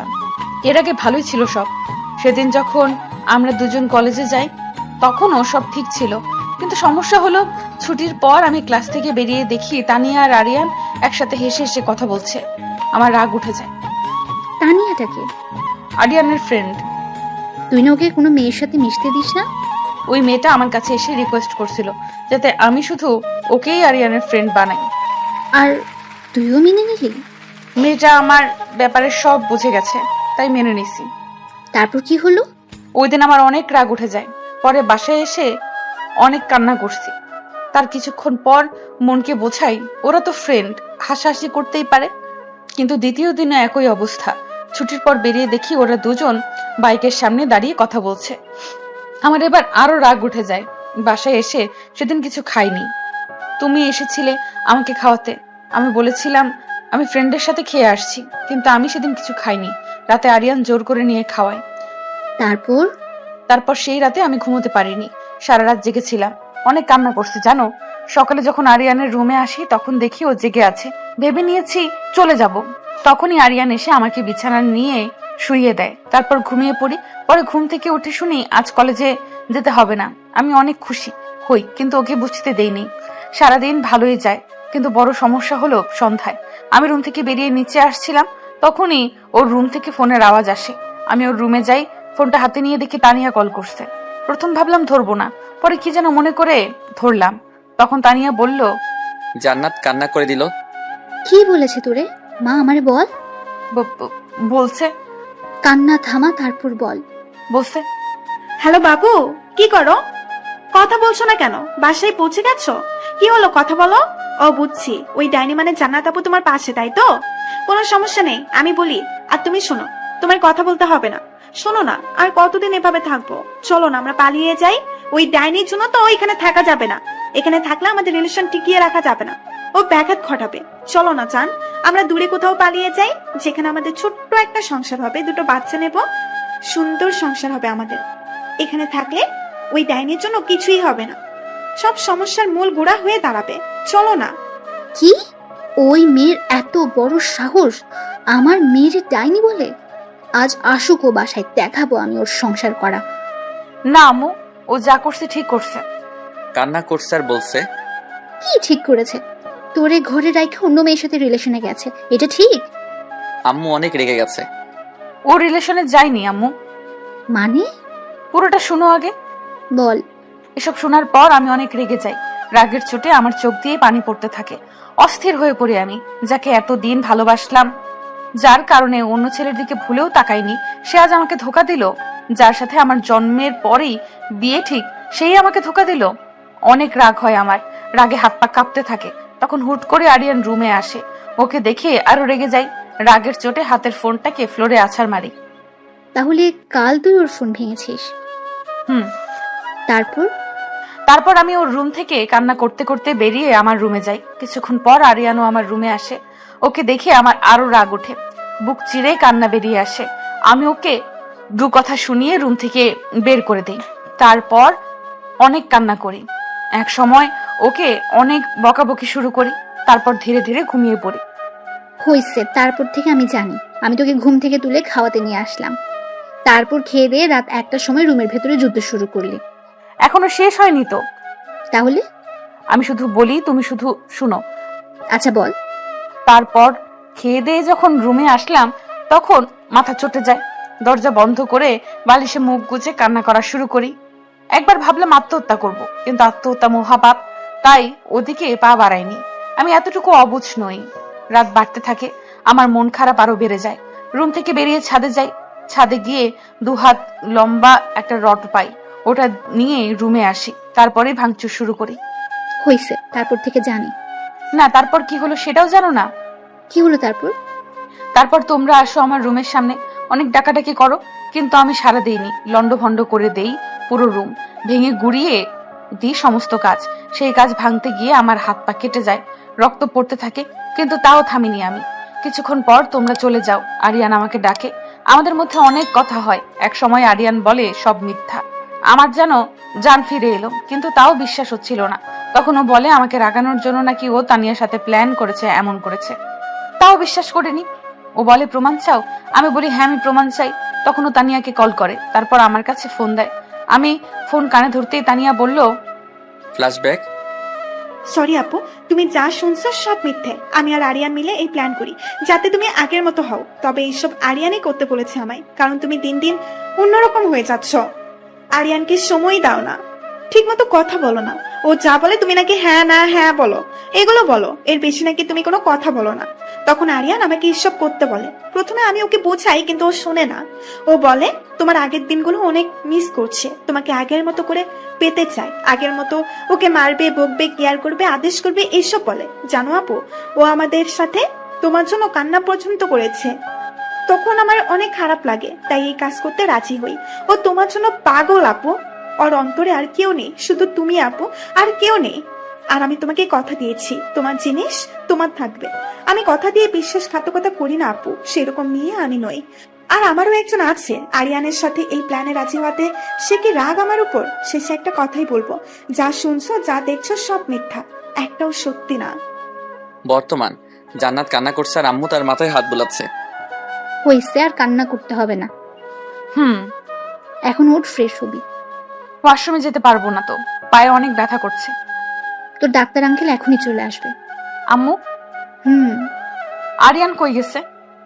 জানি না, আজ হারামজাদা বাসায় আসুক, তারপর দেখা যাবে। আসতে পারি? আম্মু আর জান্নাত কথা বলছিল, ঠিক তখনই ডক্টর আঙ্কেল আসেন। আরে ভাইজান আসেন। আঙ্কেল রুমে এসে খাটের এক কোণে বসলো। তা এই সব কি করে হলো? মানে এখন উঠে বস। জান্নাত আমর কোল থেকে উঠে বসলো। ডক্টর আঙ্কেল জান্নাতের হাতের ব্যান্ডেজ গুলো খুলে ড্রেসিং করে দিলেন। তারপর পায়ে ব্যান্ডেজ খুলে ড্রেসিং করছেন। জান্নাত চিৎকার দিয়ে আম্মুকে জড়িয়ে ধরলো। এই নড়াচড়া করিস না, না হলে রক্ত বের হবে। আঙ্কেল ড্রেসিং করে ব্যান্ডেজ করে দিলেন। পায়ের তো যাতা অবস্থা করছিস। ঠিক হতে কতদিন সময় লাগবে? এখন ভালো করে ড্রেসিং করে দিয়েছি, ঠিক হয়ে যাবে। এখন ওকে একটা এটিএস ইনজেকশন দিতে হবে। ইনজেকশন? না, আমি ইনজেকশন দেব না। ইনজেকশন দিতে হবে মামনি। না, আমি দেব না। ভয় পাস না, আমি আছি তো। না, আমি ইনজেকশন দেব না।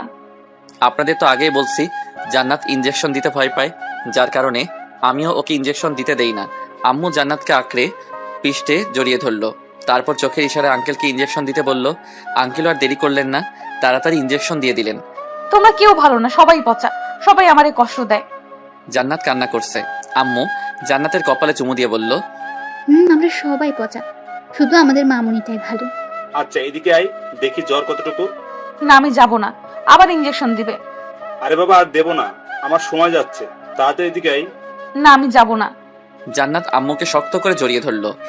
আমার সময় যাচ্ছে ভাবি, আমাকে আবার অন্য জায়গায় যেতে হবে। জামা তোর ডাক্তার আঙ্কেলের কাছে যা, জ্বর মাপুক। না।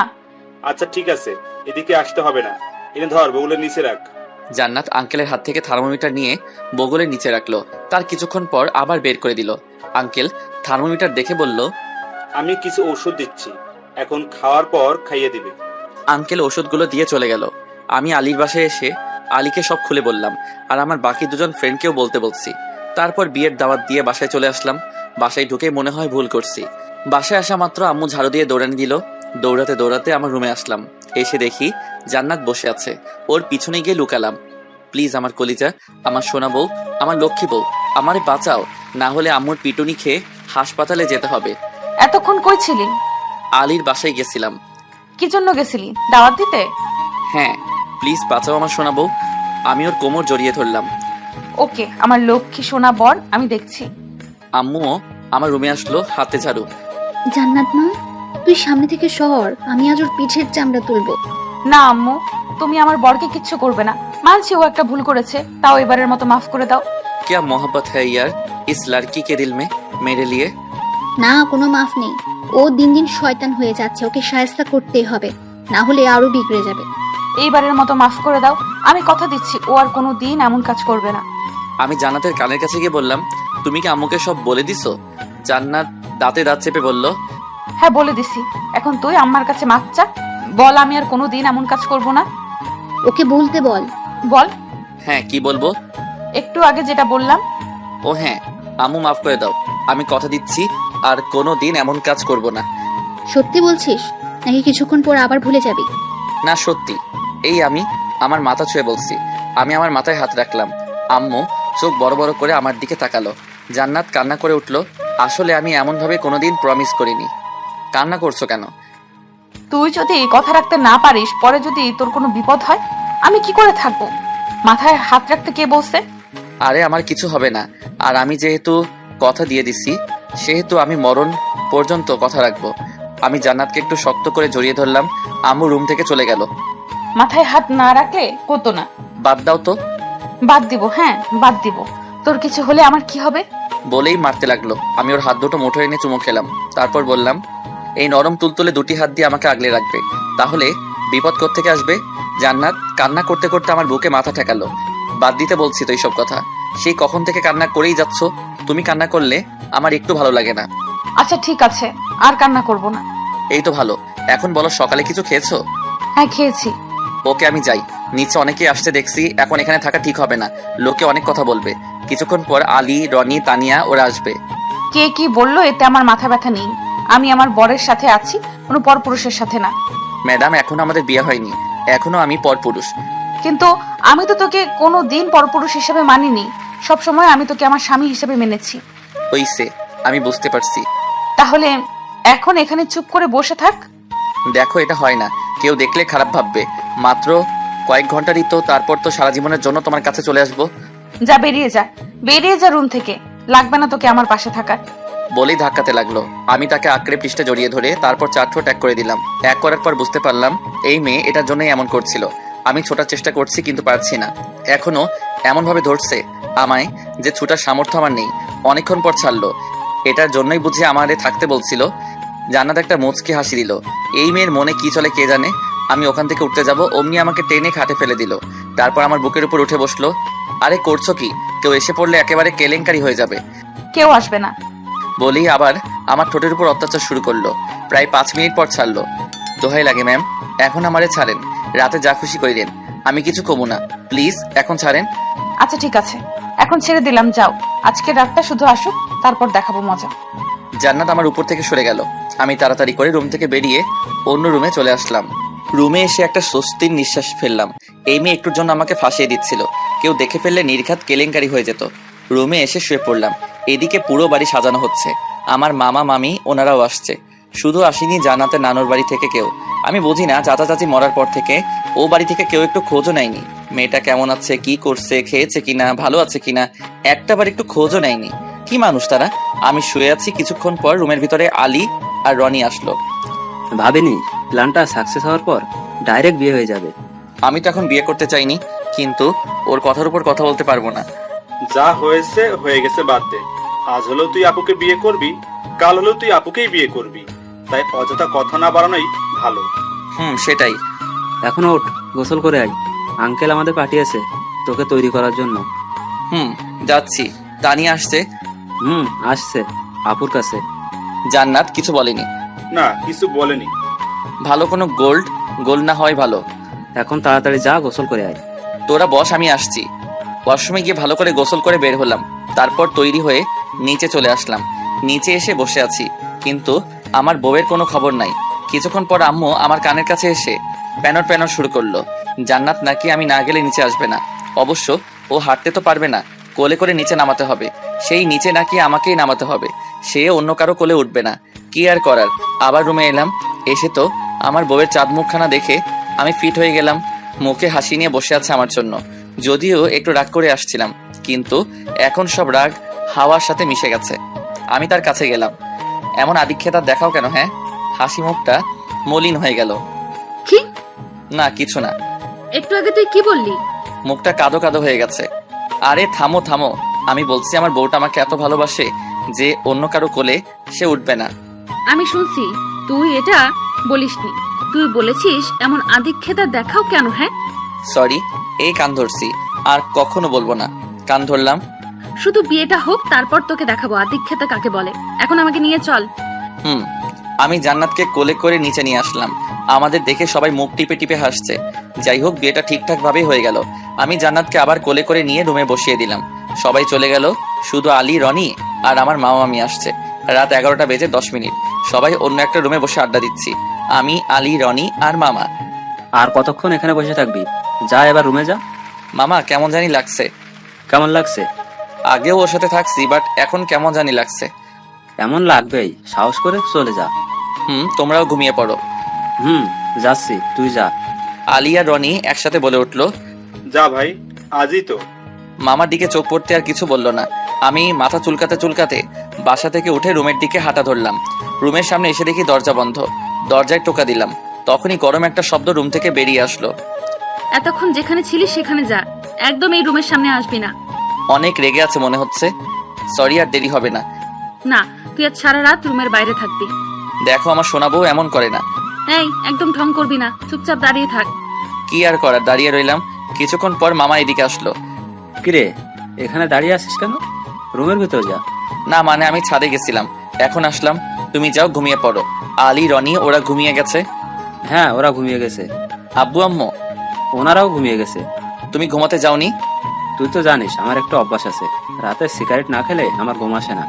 ও আচ্ছা, তুমি যাও। যাচ্ছি, তুইও যা। মামা চলে গেল, আমি দাঁড়িয়ে রইলাম। আর কতক্ষণ দাঁড়িয়ে রাখবে? যতক্ষণ পর্যন্ত না আমার রাগ কমবে। ওকে। আমি দরজার পাশে বসে পড়লাম। প্রচন্ড ঘুম পাচ্ছে। হাতের ঘড়ির দিকে তাকিয়ে দেখি 12টা বেজে 20 মিনিট।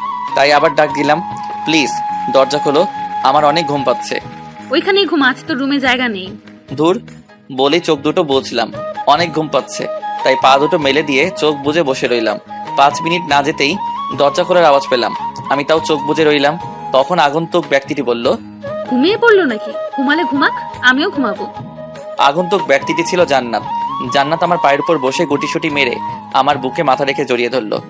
এভাবে শুলে কি ঘুম হবে? আমি যে ব্যথা পাচ্ছি পায়ে। তুই ঘুমাসনি? না। আমি জান্নাতকে জড়িয়ে ধরলাম। ছাড় আমায়। এখন এলে কি করে, পায় না ব্যথা? হাঁটুতে ভর দিয়ে বসে বসে আসছি। বুদ্ধি আছে তোমার? থাকবে না কেন? আমি কি গাধা নাকি? তা বলতে পারো। কি? কিছু না, রুমে চলো। না, আমি এভাবে থাকবো, আমার ভালো লাগছে। আর আমার যে ব্যথা লাগছে। কোথায়? পায়ে। ব্যথা পেলে আমার কি, আমি এভাবেই থাকবো। আমি কোনো কথা না বলে জান্নাতকে কোলে তুলে নিলাম। রুমে গিয়ে যা ইচ্ছে তাই করো, আমাকে মারো, কাটো, ব্যথা দাও, সব রুমের ভিতরে, এখানে না। আমি জান্নাতকে রুমে নিয়ে এসে খাটে শুয়ে দিলাম। তারপর দরজা লাগিয়ে খাটে এসে বসলাম। অমনি জড়িয়ে ধরলো।